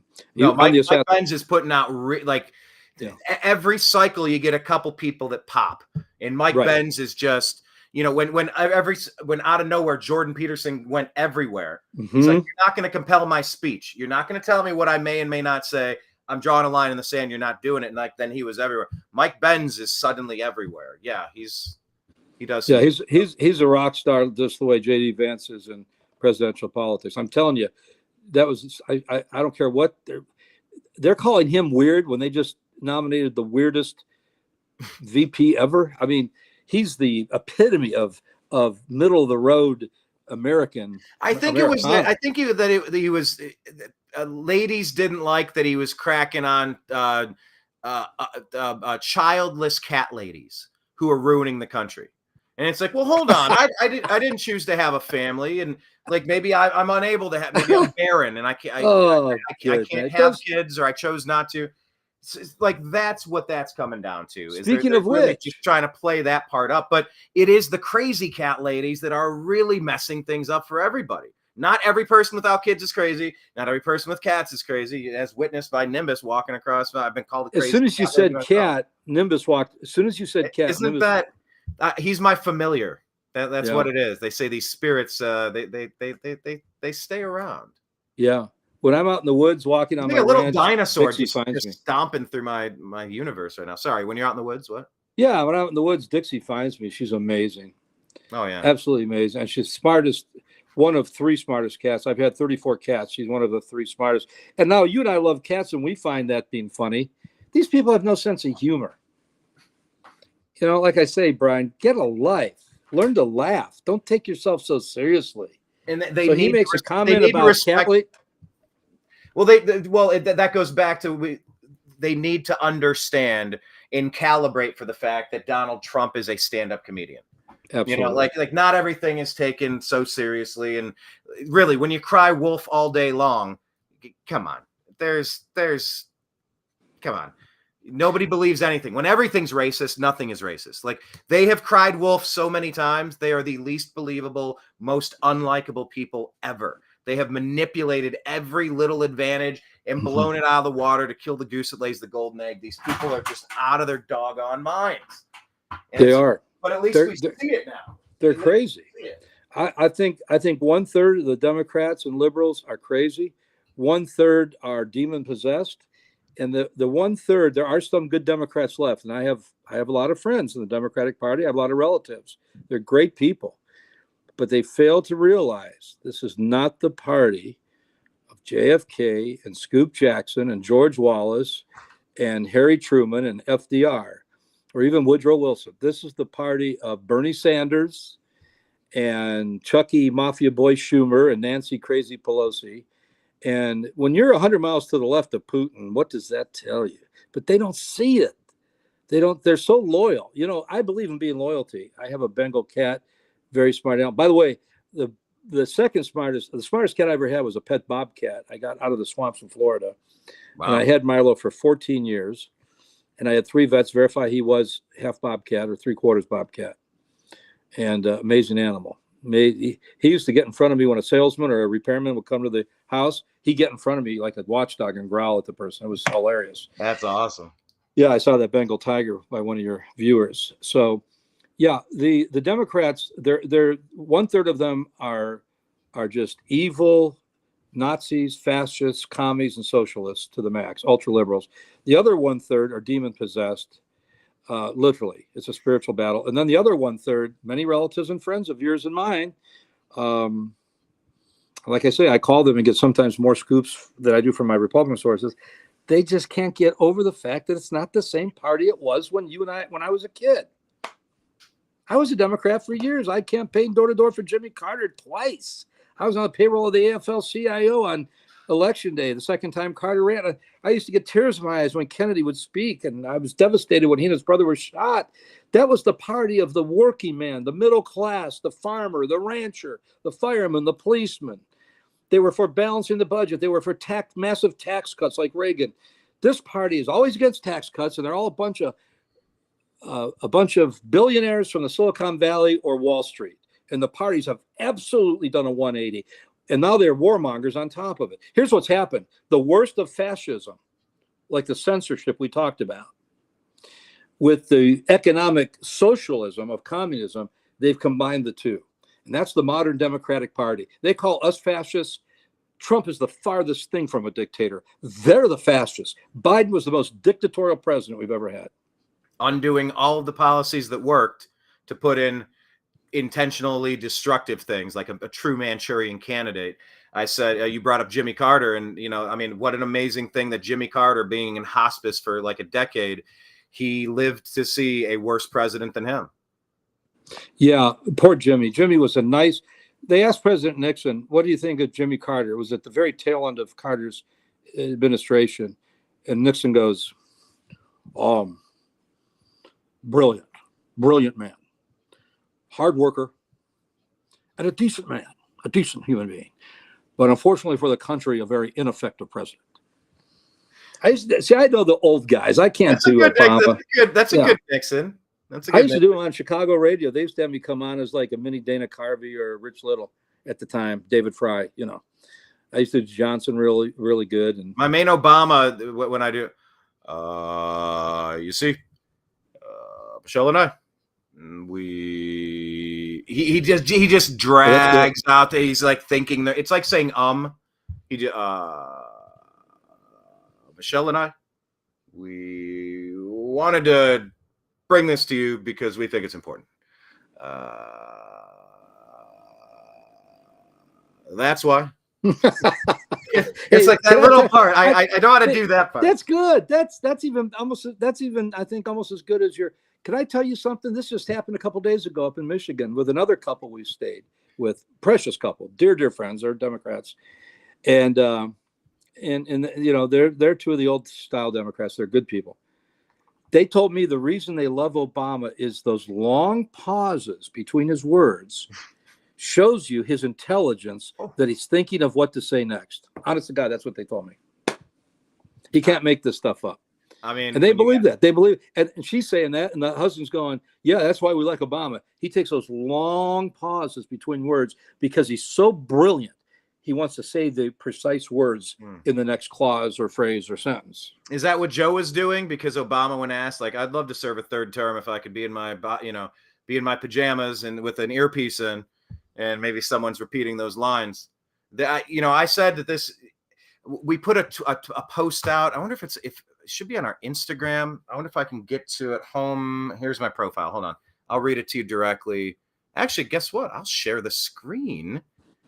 Because I can. I just got a new computer, and my God, is it fast. I'm so happy about that. Congratulations. I'm impressed. Your production has really gone up several notches. Oh, well, thank you. But this is what I said here at the New American Media. Make sure you're following us on X at American_media_, because that is one of the places that are being nice. So we said Obama takes this L. Joe was obviously senile, and it was Obama in the basement all along. We're giving Obama the credit as worst president. This third term with Joe at the end of puppet strings was breathtaking. Jimmy Carter lived to see someone claim worst president title. There it is. And my thoughts on that were just, this is the third and most honest Barack Hussein Obama term. This is what he wanted to do all along, to flood the country, like policy after policy, like disaster after disaster. He was finally able to, because it wasn't him as the spokesperson ruining his reputation. Now he had some old white guy he could pin all the failures on, the patsy, if you will. And he rammed through everything. Now that he's supporting Kamala, it's like, okay, great. Obama-la is the fourth Barack Hussein Obama term. We cannot handle a fourth Obama-la term. Different puppet, same puppet master. No. Let me go back to my sources. My sources told me that the Clintons were actually Nazis and fascists. Obama was a communist. I'm talking politically and economically here. And the thing about Joe Biden, now see, I'm from Pennsylvania and Delaware. In fact, my Baptist association, when I was an American Baptist preacher, was the Association of Northern Baptists or American Baptists for Pennsylvania and Delaware. I have followed Joe's career, all his political career. The man has never told the truth in his life. Even before he went senile, he plagiarized his way through high school. He plagiarized his way through college. He plagiarized his way through grad school. He plagiarized his way through law school. He graduated in the bottom third of his law class. And as President Trump often says, he's kind of dumb. He may be the dumbest president we've had in our lifetime. You remember what Obama said? Never underestimate Joe Biden's ability to F things up. There you quote his former boss. Yeah. And I cleaned it up for you out of respect. I usually just say the word. I'm sure I let a few drop earlier, but I'm trying. My parishioners will tune in and watch this. And I'm trying, Ringo. I'm trying real hard. Done. Nephew, I'm very proud of you. You've really cleaned up your maybe you could talk to President Trump. Oh, I was going to tell you a little bit ago. You know, I used to have Kent Melman call me, and but Trump's people have never called me. I would tell him, you asked me a long time ago in this interview, I would advise him not to debate Kamala. I really would. I was going right back to this. I was going right to make your point, and then I'll make mine. Well, I was going to say, don't give her any more. Nobody even know. The Chinese people say, who's Harris? They don't even know who she is over in China. Don't give her any more limelight. And no matter what Trump says, they're going to say he lied. Like the last time, Biden lied the whole way through when he wasn't stuttering, stammering. He lied his whole way through. The border guards are all supporting me. They were texting in the middle of the debate. No, we didn't. We can't stand him. We support Trump.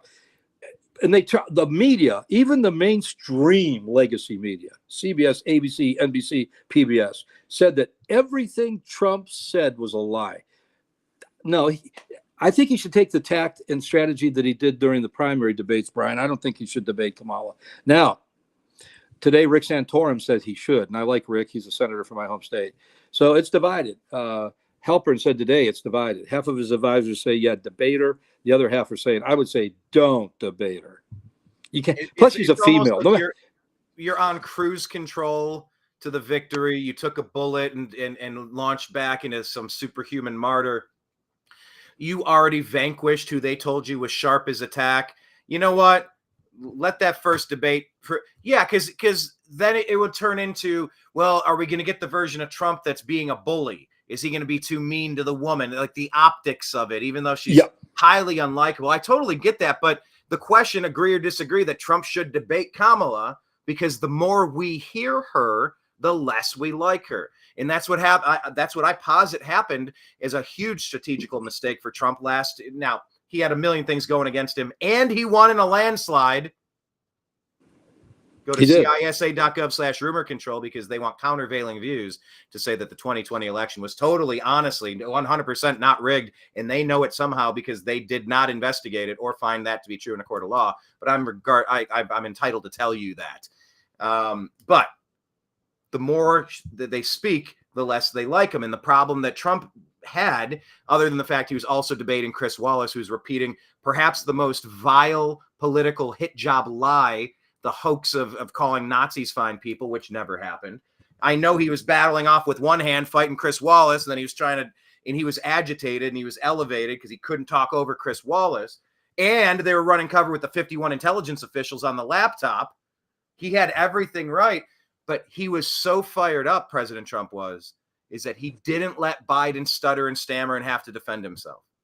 He talked too much. And you saw it in the second debate. I'm sorry, the debate this year, the only one we're going to get from Trump Biden. I know the parameters boxed Trump into a corner, and at the time, people were saying, "Why would you do that? That they're just rigging it so that they can protect and run circles around Biden." But you go, "No, wait a minute. That was a hit. That was part of the coup to take Biden out." Oh yeah, and Trump knew that, and he was limited with the parameters where they cut the microphone off so he couldn't talk over him.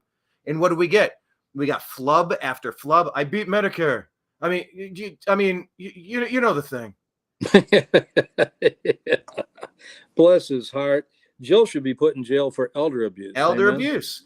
But what do you think? Like, just on that one particular point, the more we hear Hillary speak, the more we hear Biden speak, the more we hear Kamala speak, the less we like them. They are so infinitely cringe. They're the cringiest people. Let them talk and let them circle into the ground because they'll do it to themselves.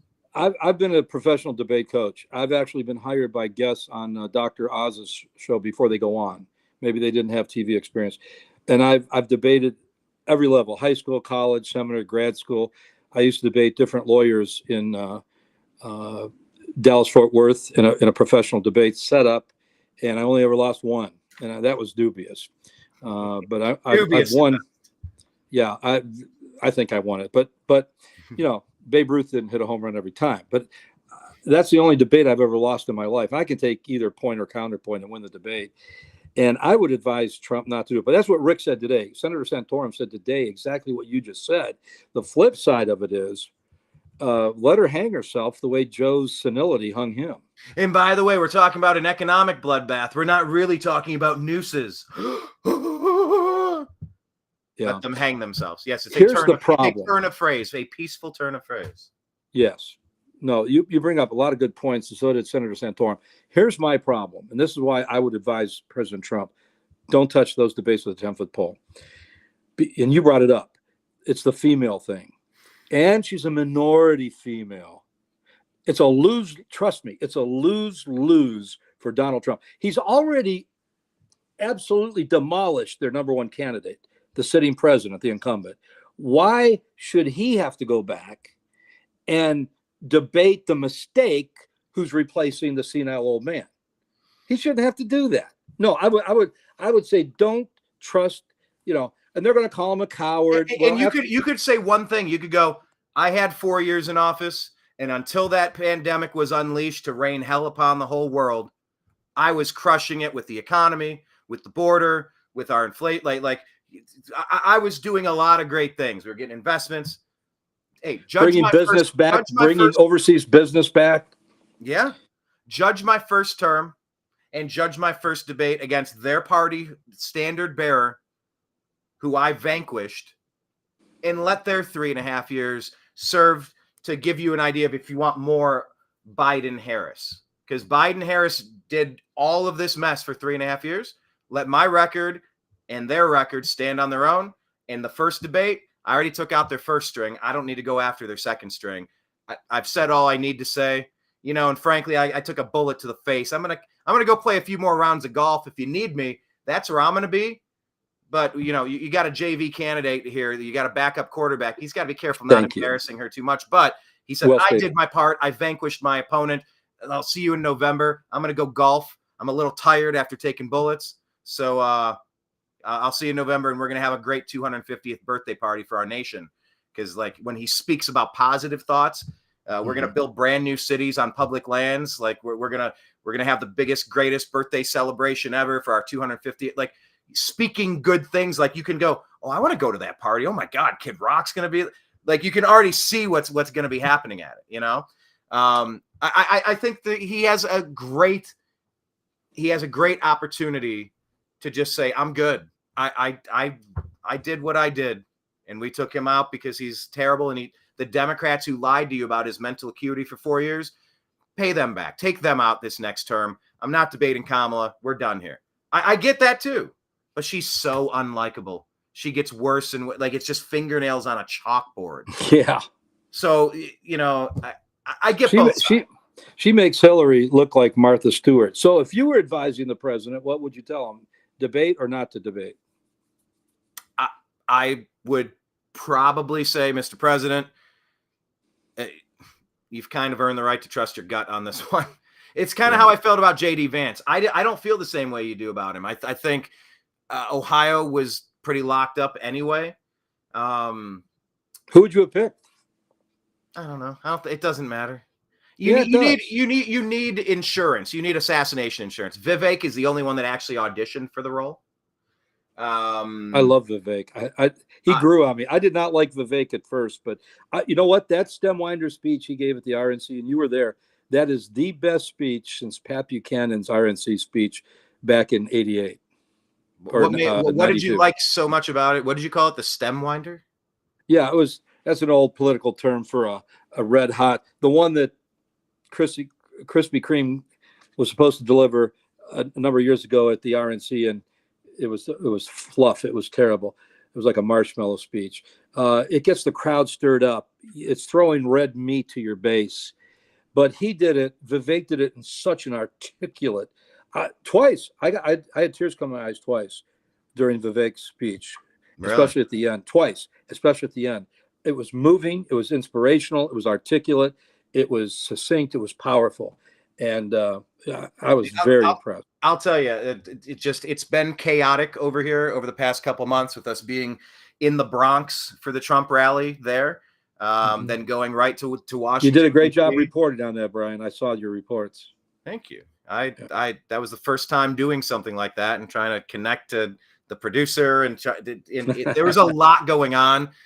Join the club, man. Some of it I was prepared for. But then it was DC for the Libertarian Convention, and Vivek showed up and he got on the panel with Clint Russell. Clint Russell ended up coming in second. He was all slated to become the nominee. And then I think it was like not Maduro. Who was it was it Italy? Macron. He was getting his ass kicked, so he teamed up with all the idiot communists. That's France. And so now they got rid of Le Pen, who was like the Trump, like the normal candidate, the populist candidate that cares about their nation and wants to protect them. Where was I going with that? Hold on. DC, getting out of that, Vivek. And she wanted to protect, hold on. Consolidation of power. That's where I was going. Clint Russell. So Clint was ready to win, but the Libertarians consolidated their power behind the scenes and put up a Chase Oliver guy that he's for child gender mutilation. And like there's a lot of things that are just non-starters for so many people. And it's like, but that Clint Russell, he made an impression on me. Anyway, I brought him onto the show yesterday.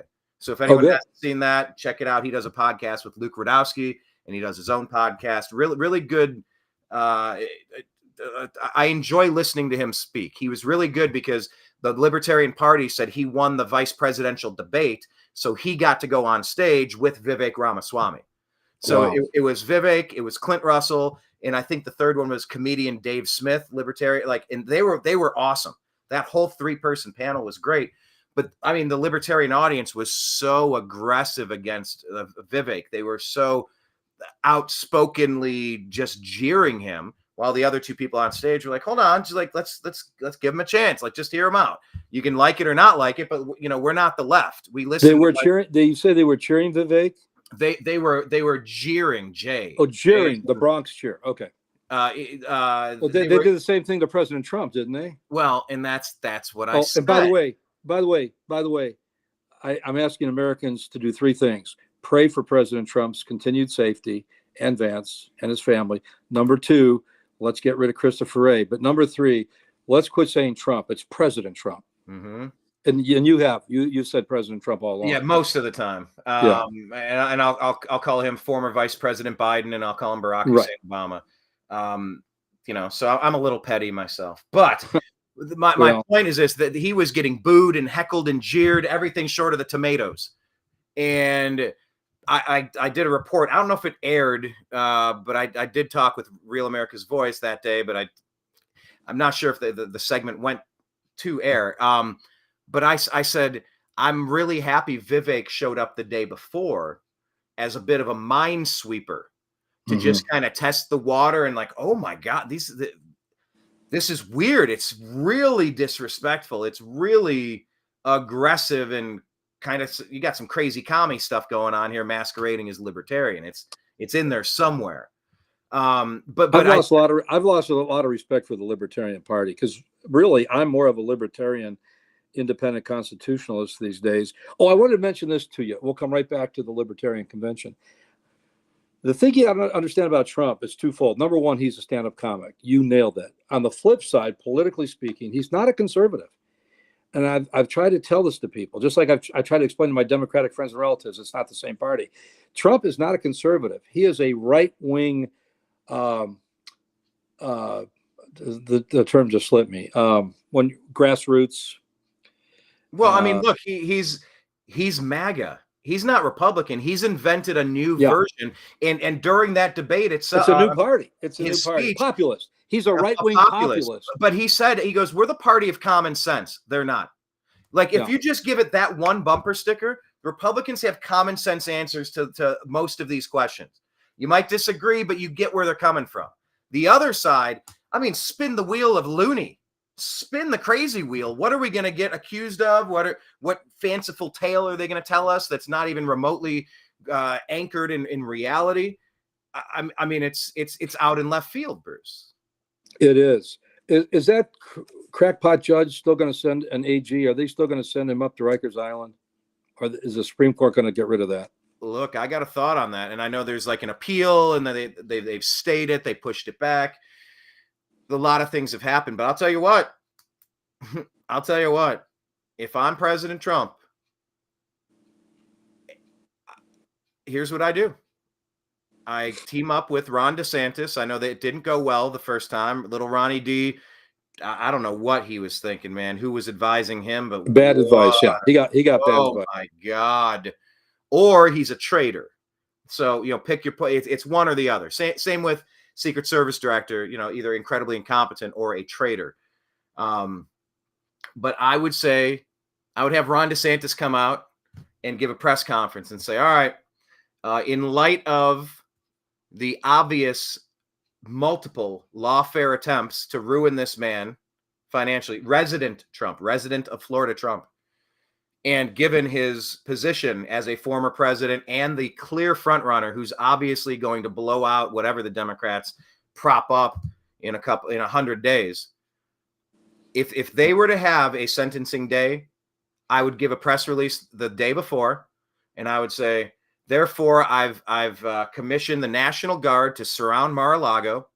He's a political prisoner inside of his own country, inside of my state, and I am not letting him get kidnapped so that they could finish the execution attempt that they tried in Butler, Pennsylvania. Molan Labe, come and take it. It's not happening. We are drawing our line in the sand. You are not going to kidnap this man that you've obviously been trying to kill for years. You've been trying to ruin him, and now you're even trying to kill him. You're not kidnapping him. It's not happening. Secret Service is there. Militia is there. We're calling in the National Guard. We're calling in everybody. FHP, Florida Highway Patrol. Florida Highway Patrol. Could you fault anybody in that scenario? No. I was living in Florida, and this is when I fell out of favor with Jeb Bush. He should have done that with Terry Schiavo. He should have surrounded the hospital with National Guard. And when he didn't, I thought, Jeb, you are a weak rhino. And do you think the governor would do that? Do you think he would do that? What you just described? I don't know if I trust Ronnie D. I call him Little Ronnie D. He really fell out of favor with me for the backstabbing on Trump. Like, if there ever has been a single time for the Republicans to circle their damn wagons and protect somebody, the Democrats protect Bob Menendez. They protect the Kennedy. They protect every idiot with every dumb thing. Dead to rights. They will look you in the eye, and they're on board with, nope, I'm going to block that. And that lockstep. They are Looney Tunes, but they link their arms together and they stand united. If the Republicans learned, that was the time for the Republicans to finally be united. And Ronnie D got a F. He flunked that grade. That is not the time to be pushing your own personal agenda when clearly the dude was robbed in 100 different ways of election interference. You circle the wagons. You don't do what Ronnie did. So I don't trust Ronnie. And now I hope he can earn it back, but he lost my faith. He lost my support. He lost my trust. A lot of people. I still like him, but yeah, I don't trust him as much. He shot himself in the foot, and as did the Hindu Muslim. What was her name? Former Nimrata Nikki Rama. Doggone it! I used to know it. Nimrata Nikki Randa Hawa Haley. That's it. Good pronunciation. I had to learn it. She's another one that never. She's a female Biden. She's never told the truth in her life. But she was 2 inches away from being the party's nominee. Oh, I know. And it happened 2 days before the convention. Like they were obviously trying to slip one past the goalie. Yeah. Get this. You want some inside baseball? Before DeSantis challenged, and of course, Nikki and DeSantis said they would not challenge him. They lied to the president. Oh, yeah. Yeah. Oh, yeah. But some inside baseball here. There is a strong possibility and a good possibility that over his first 2 choices of Kristi Noem and Carrie Lake, long before J.D. Vance entered the satellite or the radar, Trump was probably going to pick, and I don't know how they would have gotten over that Florida thing, that Florida statute, same state statute, but Trump was going to pick DeSantis, and he would have been president for 8 years after that. What a mess. Wouldn't that have been a dream ticket at the time? A Trump DeSantis ticket? What a mistake. But now you can't trust Ron. I like him. Plus, I don't want to lose him as governor of Florida. We need him down there anyway. I mean, that's the thing. You don't want to take a productive chess piece off the board. You want to add chess pieces to the board. Exactly. Carrie Lake currently has no job. She would be perfect in theory. She's running for one. Good luck in Arizona. We'll see how that goes. Okay, look, I have 2 more questions for you, like as part of the prepared part of the show. Call it prepared. Look at my notes. This has been fun. Oh, wow. You were prepared. Well, if I don't jot the thought down, I'm going to interrupt you every 10 seconds. So as we talk, I have to get it there, get it out of my head, and then once I address them, I cross a line through them. When I still need to get to them, I'll have like a square. I'll have a box that I need to check it off. But yeah, I'm trying. I have my page and a half of notes as well. You look like Moses. You look like the 10 Commandments, though. You got 2 tablets. Yeah, I won't break them though, like Moses did.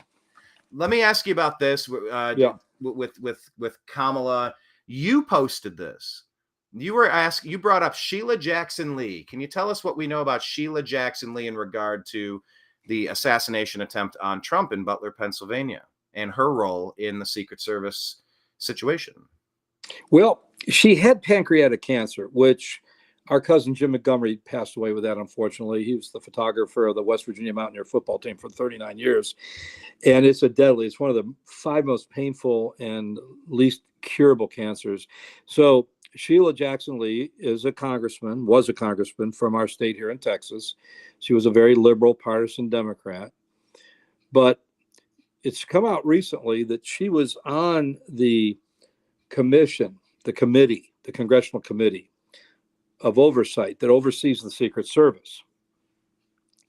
And apparently, along with this ghoulish character, Mayorkas, who looks like a Uncle Fester on a bad day, who, by the way, is a California elite. He's like the skateboarder, who is Irish, and he tries to pawn himself off as a Mexican. The one who almost beat Ted Cruz and ran for president 5 times. Beto O'Rourke. Yeah, well, Mayorkas tries to pass himself off as a Mexican American when he's an elitist from California. I think he's been to Stanford or Ivy League or something. But apparently, every time Trump's people would ask for more security, Sheila Jackson and Mayorkas would say, we can't afford it. We don't have enough resources, blah, blah, blah, blah, blah. And kind of like the Joan Rivers thing, she pops up dead 6 days after the assassination. Now, was that coincidence or was she part of the conspiracy? And did somebody... Here's the thing. Watch the movie. And by the way, I apologize to interrupt. You said, here's No, the that's thing. okay. Don't lose your thought. But remember Jack Ruby, right? Didn't he have a sudden and aggressive thing? Yeah. I mean, Yeah. that can be added to somebody. That can be given to somebody you want to go away. But go ahead, please.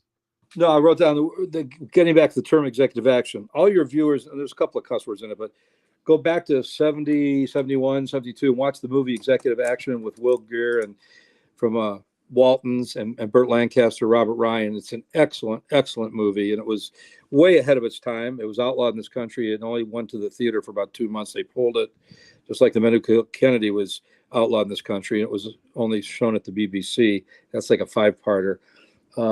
But you know, when you get into these situations, Executive Action, the book and the movie by Mark Lane, brings out the fact that in the intelligence world, you have double headers and triple headers.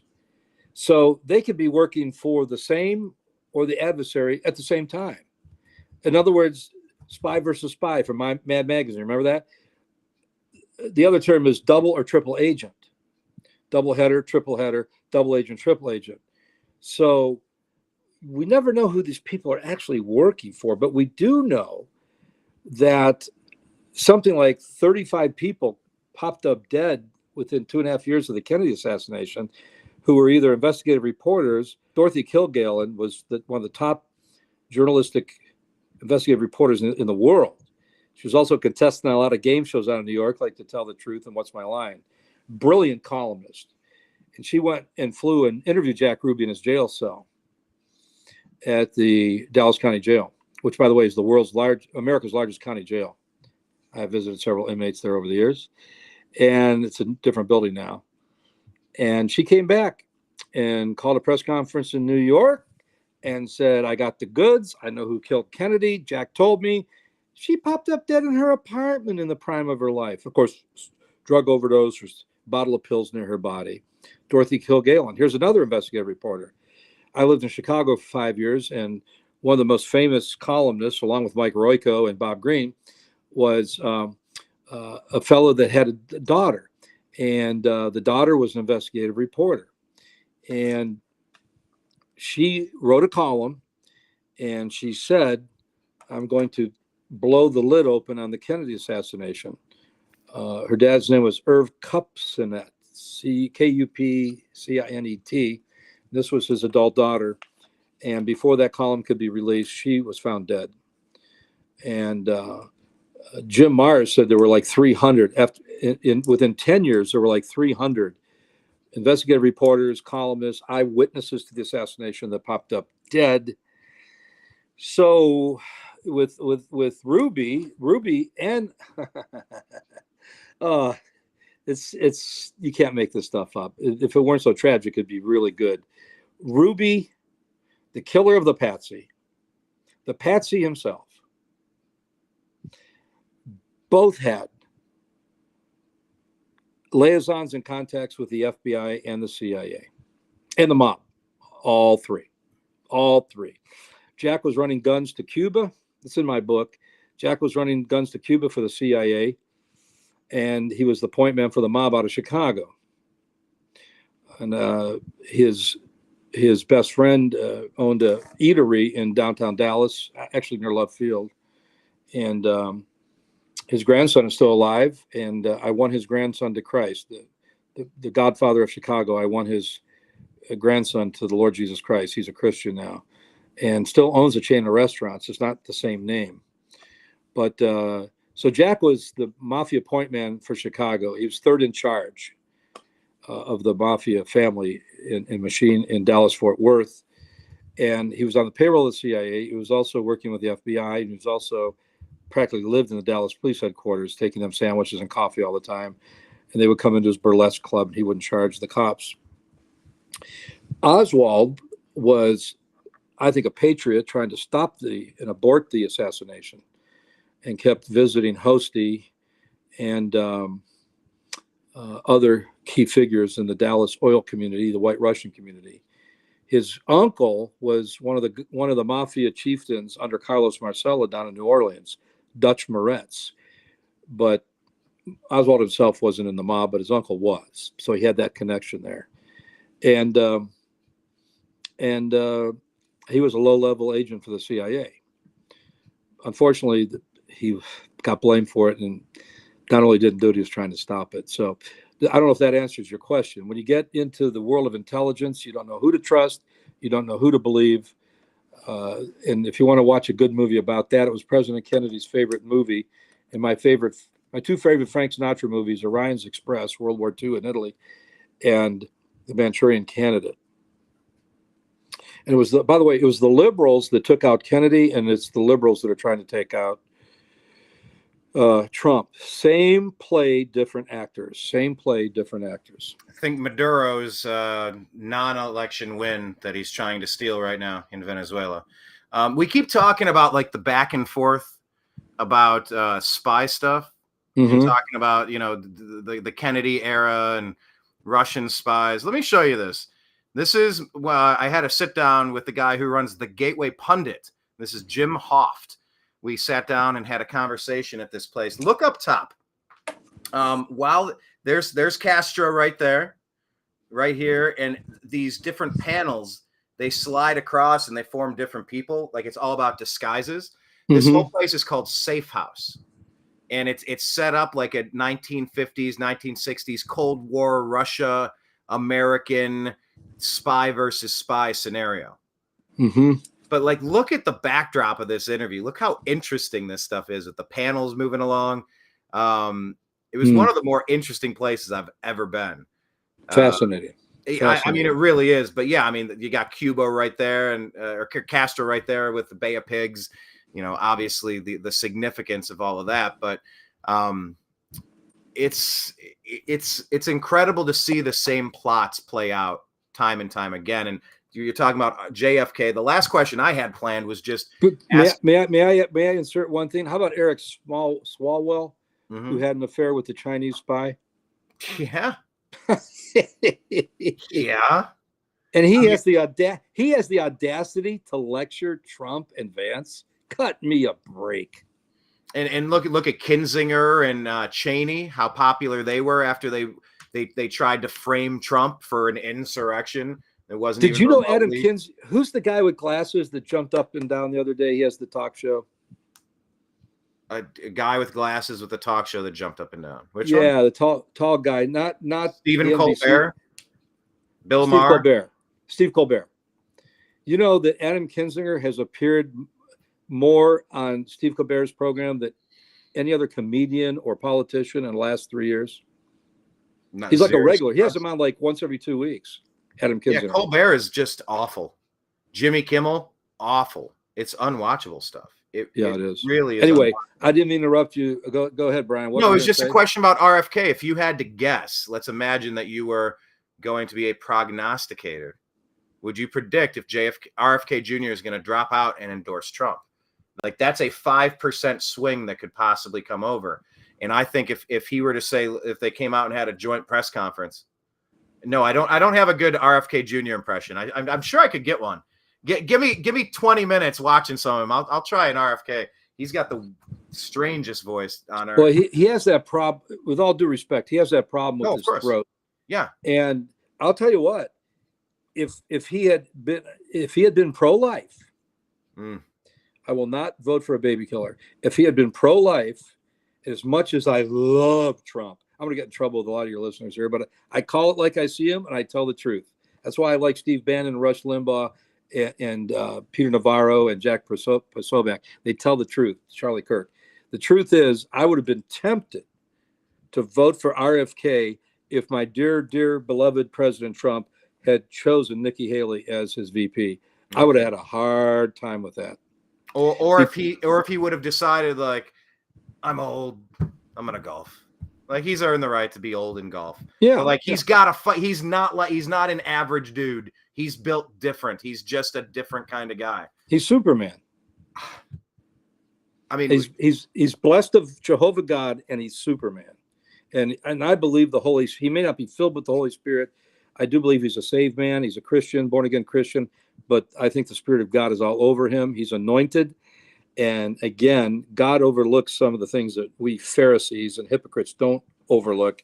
But per your question, anybody that exposes Fauci for the Yes. holocaustic crook and quack and Joseph Mengele too that he is all right in my book. I've sent his book to several Democrats that love RFK but also worship Fauci.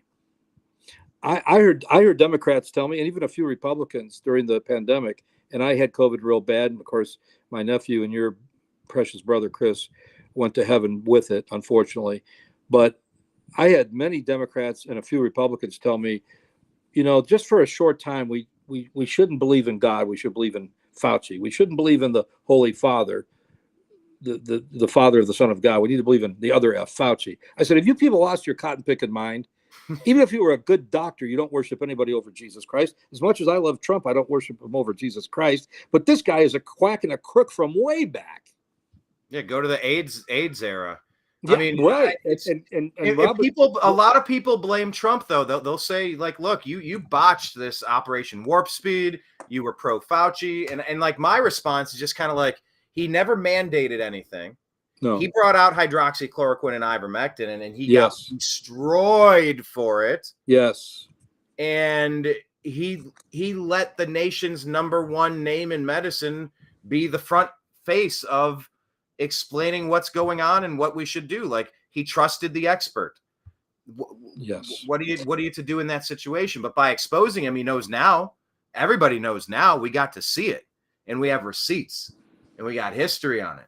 So I don't know. I know Trump takes a lot of he takes a lot of grief for how he handled the pandemic, but I mean, he never mandated anybody take anything. Not a single he didn't. time.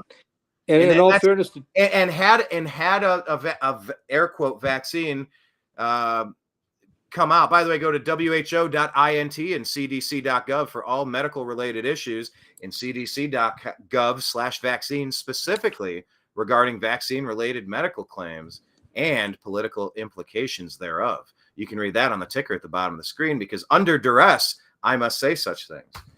But I don't know. I don't judge President Trump as harshly on that as some do. Yeah, I have a few conservatives. The last point I was going to say, I was trying to wrap it up with just adding one sentence was, had a therapeutic, had a vaccine not been deliverable, we'd still be in a lockdown. They were addicted to it. They loved the control. They loved the money printer going burr. They loved that era of what Gretchen Whitmer did and what Gavin Newsom did in Florida, and what they did, the monstrous stuff, sending COVID positive people into nursing homes to boost the numbers, allegedly, with Cuomo over in New York. It was a lot. But I think having something there to release as an air quote vaccine that helped unlock the country, along with the reemergence of sports, with the Ohio State Buckeyes football team and LeBron James playing prominent roles with that college football season and that NFL season, pushing through to find some normality again. It's strange times. Like, we lived through them, but it feels like 100 years ago. It feels like it's something our great grandparents went through. Yeah. It's not even us. I don't know. Maybe it's just me, but that's how I feel on it.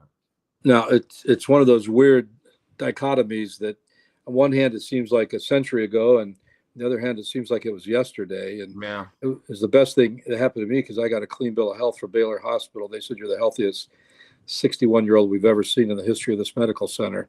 I would not have gotten that examination and diagnosis if it hadn't been for COVID. And plus I got to witness to all the nurses and doctors for the Lord Jesus. But I respect RFK. I was a big fan of his uncle and his dad back when Democrats were Democrats. I know there's some moral issues, and a lot of my conservative friends still hate the Kennedys, and a lot of my conservative friends, they are still mad at Trump over that vaccine, but it had never happened before. Woodrow Wilson never mentioned the Spanish flu one time from the pulpit or the podium. The only PhD we ever had for a president, the only ordained minister. Woodrow Wilson never mentioned it. It was highly politicized. And of course, it was used by the left to throw the election. We know that Trump won by a massive landslide. And that with Jack Dorsey not allowing anything against Hunter Biden, and the machines being rigged in Arizona and Michigan, and Pennsylvania, and the count until 4 a.m, the truckloads of ballots coming into Atlanta, Georgia, because of a leaky pipe. We know all those stories. We don't need to revisit them. And I hope President Trump and the Republicans, I know Charlie Kirk has, learned their lessons. And let's have private detectives. Let's hire them from Pinkerton and Walken Huss and all Brinks and Wells Fargo. Have tons of private detectives, tons of lawyers, tons of poll watchers in all these very important swing states. Poor Robert Kennedy sounds like his grandmother, Rose Kennedy, and he can't help it, But I do know this. Richard Nixon reminds me of the symbol of his party, the circus elephant. Ivory in his hair and no vision. He has to grab the tail of the elephant in front of him and be led around the ring. That's my JFK impersonation. Nice. Nice. I don't know. You're talking about turning out the vote, getting the vote out. Here's another reminder. This is another good conversation that I had in Milwaukee for the Republican convention this year. I don't know if you're familiar with Scott Pressler. Yes. Yeah, Scott Pressler has been, like you said, you hope the Republicans have learned their lesson. He's with Early Vote Action, and we were discussing how he's the Energizer Bunny of getting the vote out. And I guess he just flipped the key county in Pennsylvania, I believe it's by Philly, from Democrat to Republican. And it's just a massive win. And he's out there doing it. Charlie Kirk's out there doing it. Please check out that full video. It's on our Rumble channel and on our YouTube channel for the New American Media. But yeah, a lot of people are now having more uncomfortable conversations with people because we've been groomed to shut up, sit down, shut up, sit in the back of the bus, don't have an opinion. You're a bigot, you're a racist, you're a sexist, you're this, you're that, you're a phobe. Okay. So like you're not supposed to talk. And it's like, oh, you're not supposed to talk politics at work. You're not supposed to talk politics with your neighbors. Don't talk politics at the bar. It's like, hold on a damn second. Politics is just current events. I'm going to rebrand things as current events, and I'm allowed to talk about whatever the heck I want to talk about. And I think what Scott Pressler was saying in that conversation was, just some polite, pleasant conversation with your neighbors can go a really long way to getting someone to consider. Ask them, would you please come out and vote for Trump and bring all of your friends? And here's why it's important. And, you'll be met with a lot of different opinions on that for sure. But what's the importance, Bruce? Well, I'll wrap it up on this. It's all I got after this marathon of an awesome show. But what do you say to someone who's just a little uncomfortable talking politics with their friends? They don't want to make things uncomfortable, ruin a barbecue. They got a significant other. Like, oh God, why do you always talk about that stuff? I've asked you 100 times, please don't talk about that in front of. Now, maybe I'm giving you that little acting job there because I've lived the receiving end of that a lot. And I don't mean just recently. I mean my entire life. I've been asked to not talk so much about the things going on, but they're current events. It's what I want to talk about. I'm interested and I have my perspective. I'll try not. I think we should be able to agree to disagree and have productive conversations, much like the one that we hope to have with actor, comedian, and radio host on Sirius XM, John Fugelsang, should be our guest tomorrow on the Agree to Disagree show, because we should have more uncomfortable conversations with people that we don't agree with. Like you were saying, you've been talking with a lot of lefties in the past few days. Okay, so walk us through how we could productively do that. Some of your experiences, both good and bad, how you suggest we navigate the next 100 days in a full sprint, giving everything we have to keep this place from crumbling at the seams. That's an excellent question, and I'm glad you brought it up, and it's a perfect way to wrap up this podcast and this broadcast. In fact, I do have another appointment, a phone appointment with a former police officer who is a registered Democrat up in Ohio, but I've convinced him to vote for Trump, and he loves Trump now. And I think you know who it is, but I'm not at liberty to say on the air. And so I promised him I'd call him back at about 5 till 9, which would be 5 till 10 his time. So I got about 5, 6, 7 minutes to wrap this up. Excellent question. I've had this conversation twice with Rafael Cruz, who has spoken to my church, that being Senator Cruz's dad. Wait, isn't he the one that killed JFK, according to Trump? Didn't he say that his dad was involved in the plot to? Yeah, no, we did think it was Rafael Cruz, but we think it was Marilyn Monroe who got a gun and went up there on the grassy knoll. That's a joke. That's a joke. I think Rafael would have been like 12 years old at the time of the Kennedy assassination.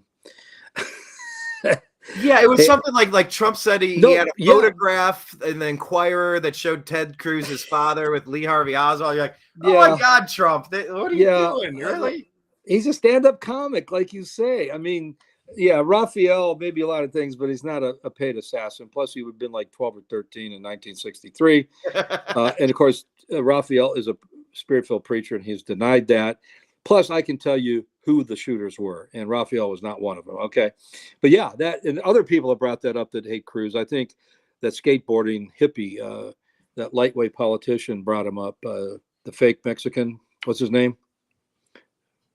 Which one? Beto O'Rourke. Oh yeah, I think maybe. Don't quote me on this, but Beto allegedly brought that up, that Raphael's was one of the assassins of JFK. But by the way, let's not gloss over that. Just the quickest reply possible. You said, because I know who killed Kennedy. Tell us real quick, like before you finish this Rafael Cruz story. Do you want the masterminds, the plotters, or the actual shooters?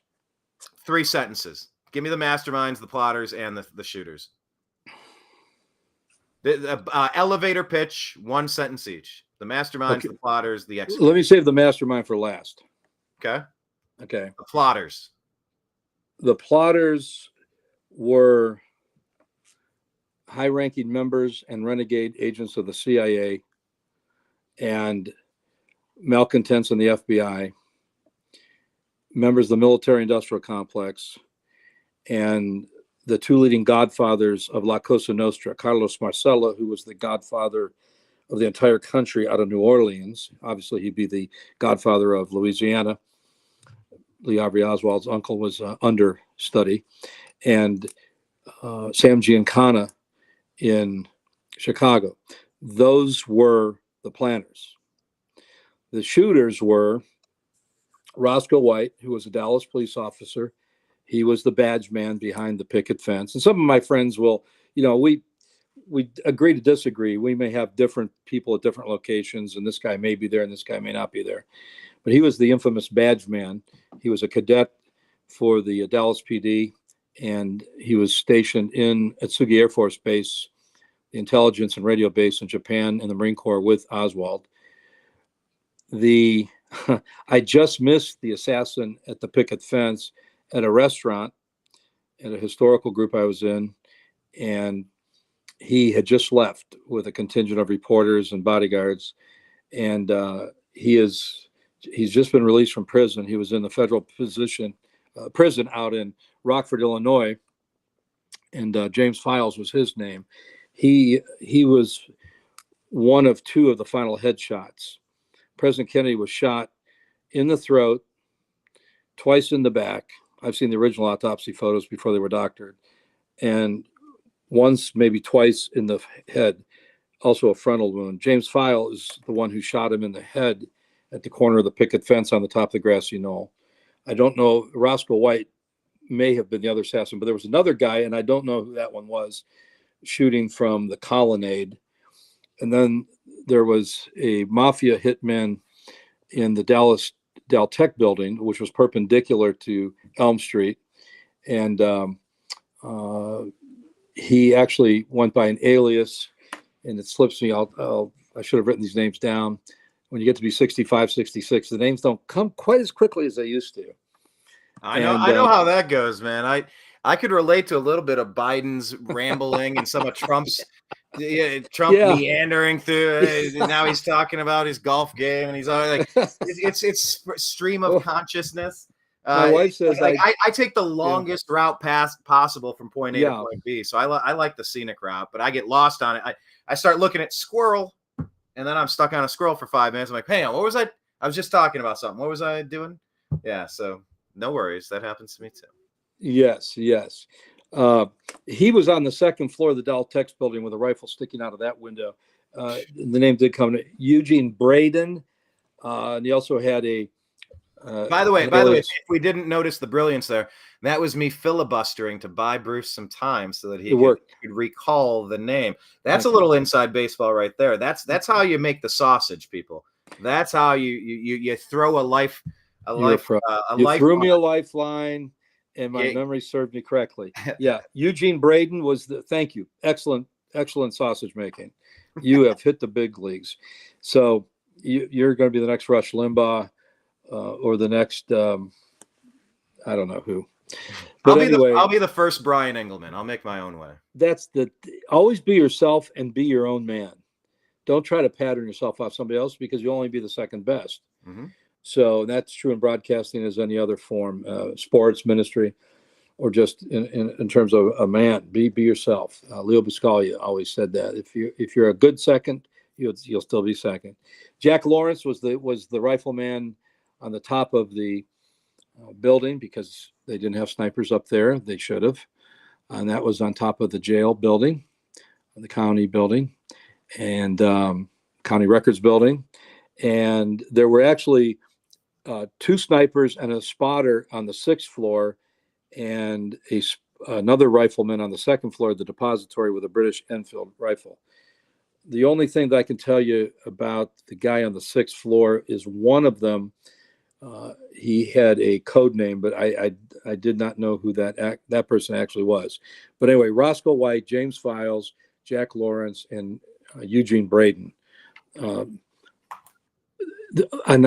The guys on the 2nd floor and the 6th floor were probably the French Corsican hit team that flew in from Paris. They went to a safe house. You mentioned the term safe house. Yeah. They stayed in Dallas for 2 or 3 days in a safe house. So, but your question was again? The people that killed. You said the masterminds, and then you had and then the masterminds, executors, and then you had the plotters. Yeah. By the way, Meathead from All in the Family. He's a liberal Dem, but I like he's a treat, isn't he? He's a trip. He just did a series on the Kennedy assassination, and he mentioned Mertz. Mertz was one of the French Corsican assassins. He mentioned him. The masterminds. Everywhere I speak, they ask me 2 things. Are you afraid that you're going to get shot? No. It's been too many years, and if they do good, I get to go to heaven. But the second question they always ask me was Lyndon Johnson involved? Probably yes. He was definitely, him and J. Edgar Hoover definitely were in on the cover-up. Absolutely. The mastermind, the one name that keeps coming back over the years is the guy who was the richest man in the world at the time. Leonardo DiCaprio played him, the airplane guy.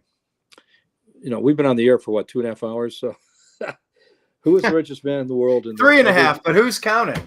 Was it there? Who was the richest man in the world before, when you were a little kid? Before John Paul Getty?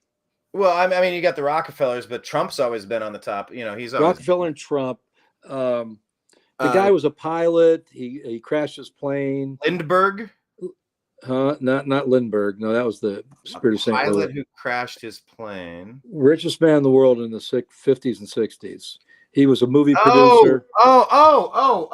Sorry, yeah, DiCaprio. Howard Hughes. Howard Hughes, very good. That's why I'm good on game shows. Yeah. That's why I'm good at that. I have random recall sometimes. I could you were great on game shows. I was when I was younger. I don't think I could do Jeopardy today. My recall is not as quick as it used to be. But in the great book Assassination Chain, it's been out of print, and they do an excellent job. The investigative reporter and muckraker whom I interviewed once, who broke open the Watergate thing, Jack. The names just aren't coming. Anyway, Jack Anderson. Jack Anderson, the boxing writer Bert Sugar, and Sybil Leek, who studied the assassination. They put out a book in the late 60s, early 70s called The Assassination Chain.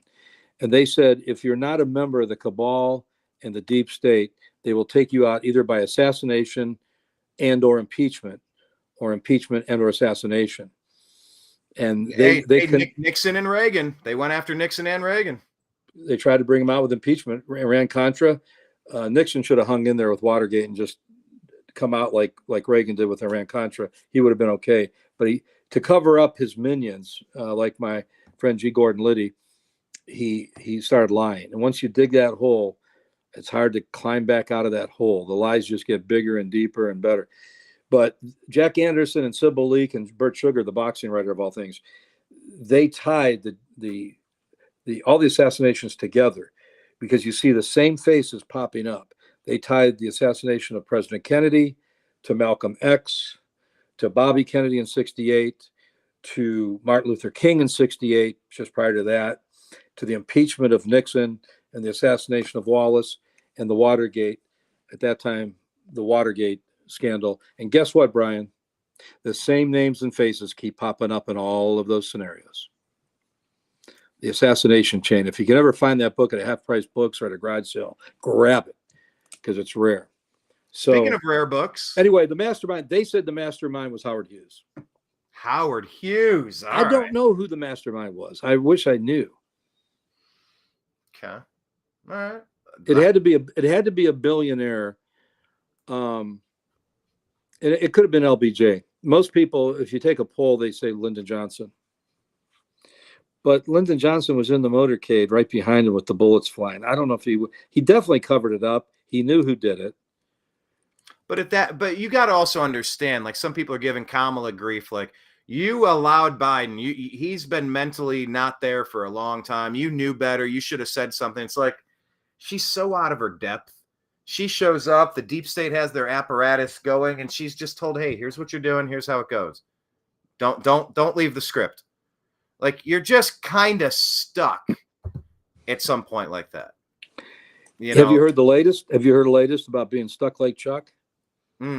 All the liberals in the DNC, on all the talk shows like The View, and all the talking heads on the liberal networks like MSNBC and CNN are saying that Biden never called her the border czar, and she never referred to herself as a border. So they played a montage of all the clips when all the liberals, all the media types, and all the Democrats said that she's our new border czar. She's going to take care of this situation. What, you make one trip down there? Oh, but suddenly now they don't want to associate her with the title border czar anymore. Yeah, she went somewhere else. She didn't actually go down to the border. She went down and stayed away from the border specifically. Right. She did not want to have anything to do. I don't know. I don't know what they were thinking. I don't know what I just don't know what they're thinking. There's no chance any of this works. It's all obviously lunatic stuff. This is in. I've asked her, the VP, today, because she's the most qualified person to do it, to lead our efforts with Mexico and the Northern Triangle. Because she's the most qualified to lead the Northern Triangle. Oh, this is great. Because she's the most qualified person to do it, to lead our efforts with Mexico and the Northern Triangle and the countries that help. We're going to need help in stemming the movement of so many folks stemming the migration to our southern border. So this new surge we're dealing with now started with the last administration, but it's our responsibility to deal with it mainly and to stop what's happening.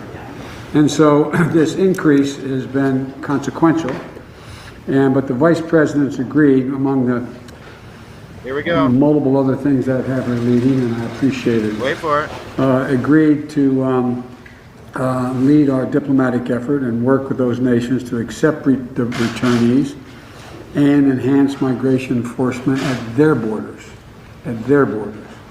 We're already talking with. Anyway, you get the point. It just goes. She was the border czar. She certainly was, and they can try to disown that all they want, but she was the border czar, and they loved it when it worked in her favor. But she did such a poor job. Now they said no, she was never put in charge of the border. She was never called the border czar. And let me see if this is. I've asked her, the VP, today, because she's the most qualified. Oh, never mind. It's the same one. Yeah, because I believe there's another one where he specifically calls her the border czar. Yeah. It's Yeah. this is the And gaslight administration, Bruce. It's just they will lie to you about everything. instead of anything and just everything. Like I anything said, competent. and there's Republicans that are just as bad. Nikki Haley's never told the truth in her life. Joe Biden has never told the truth in his life. Just like he said that there were more illegal border crossings under Trump than there was under him. That is a bold-faced lie. Or like the border guard union endorsed him. Bold-faced Oh, lie. that was an instant fact check. Oh, that was such a gaffe.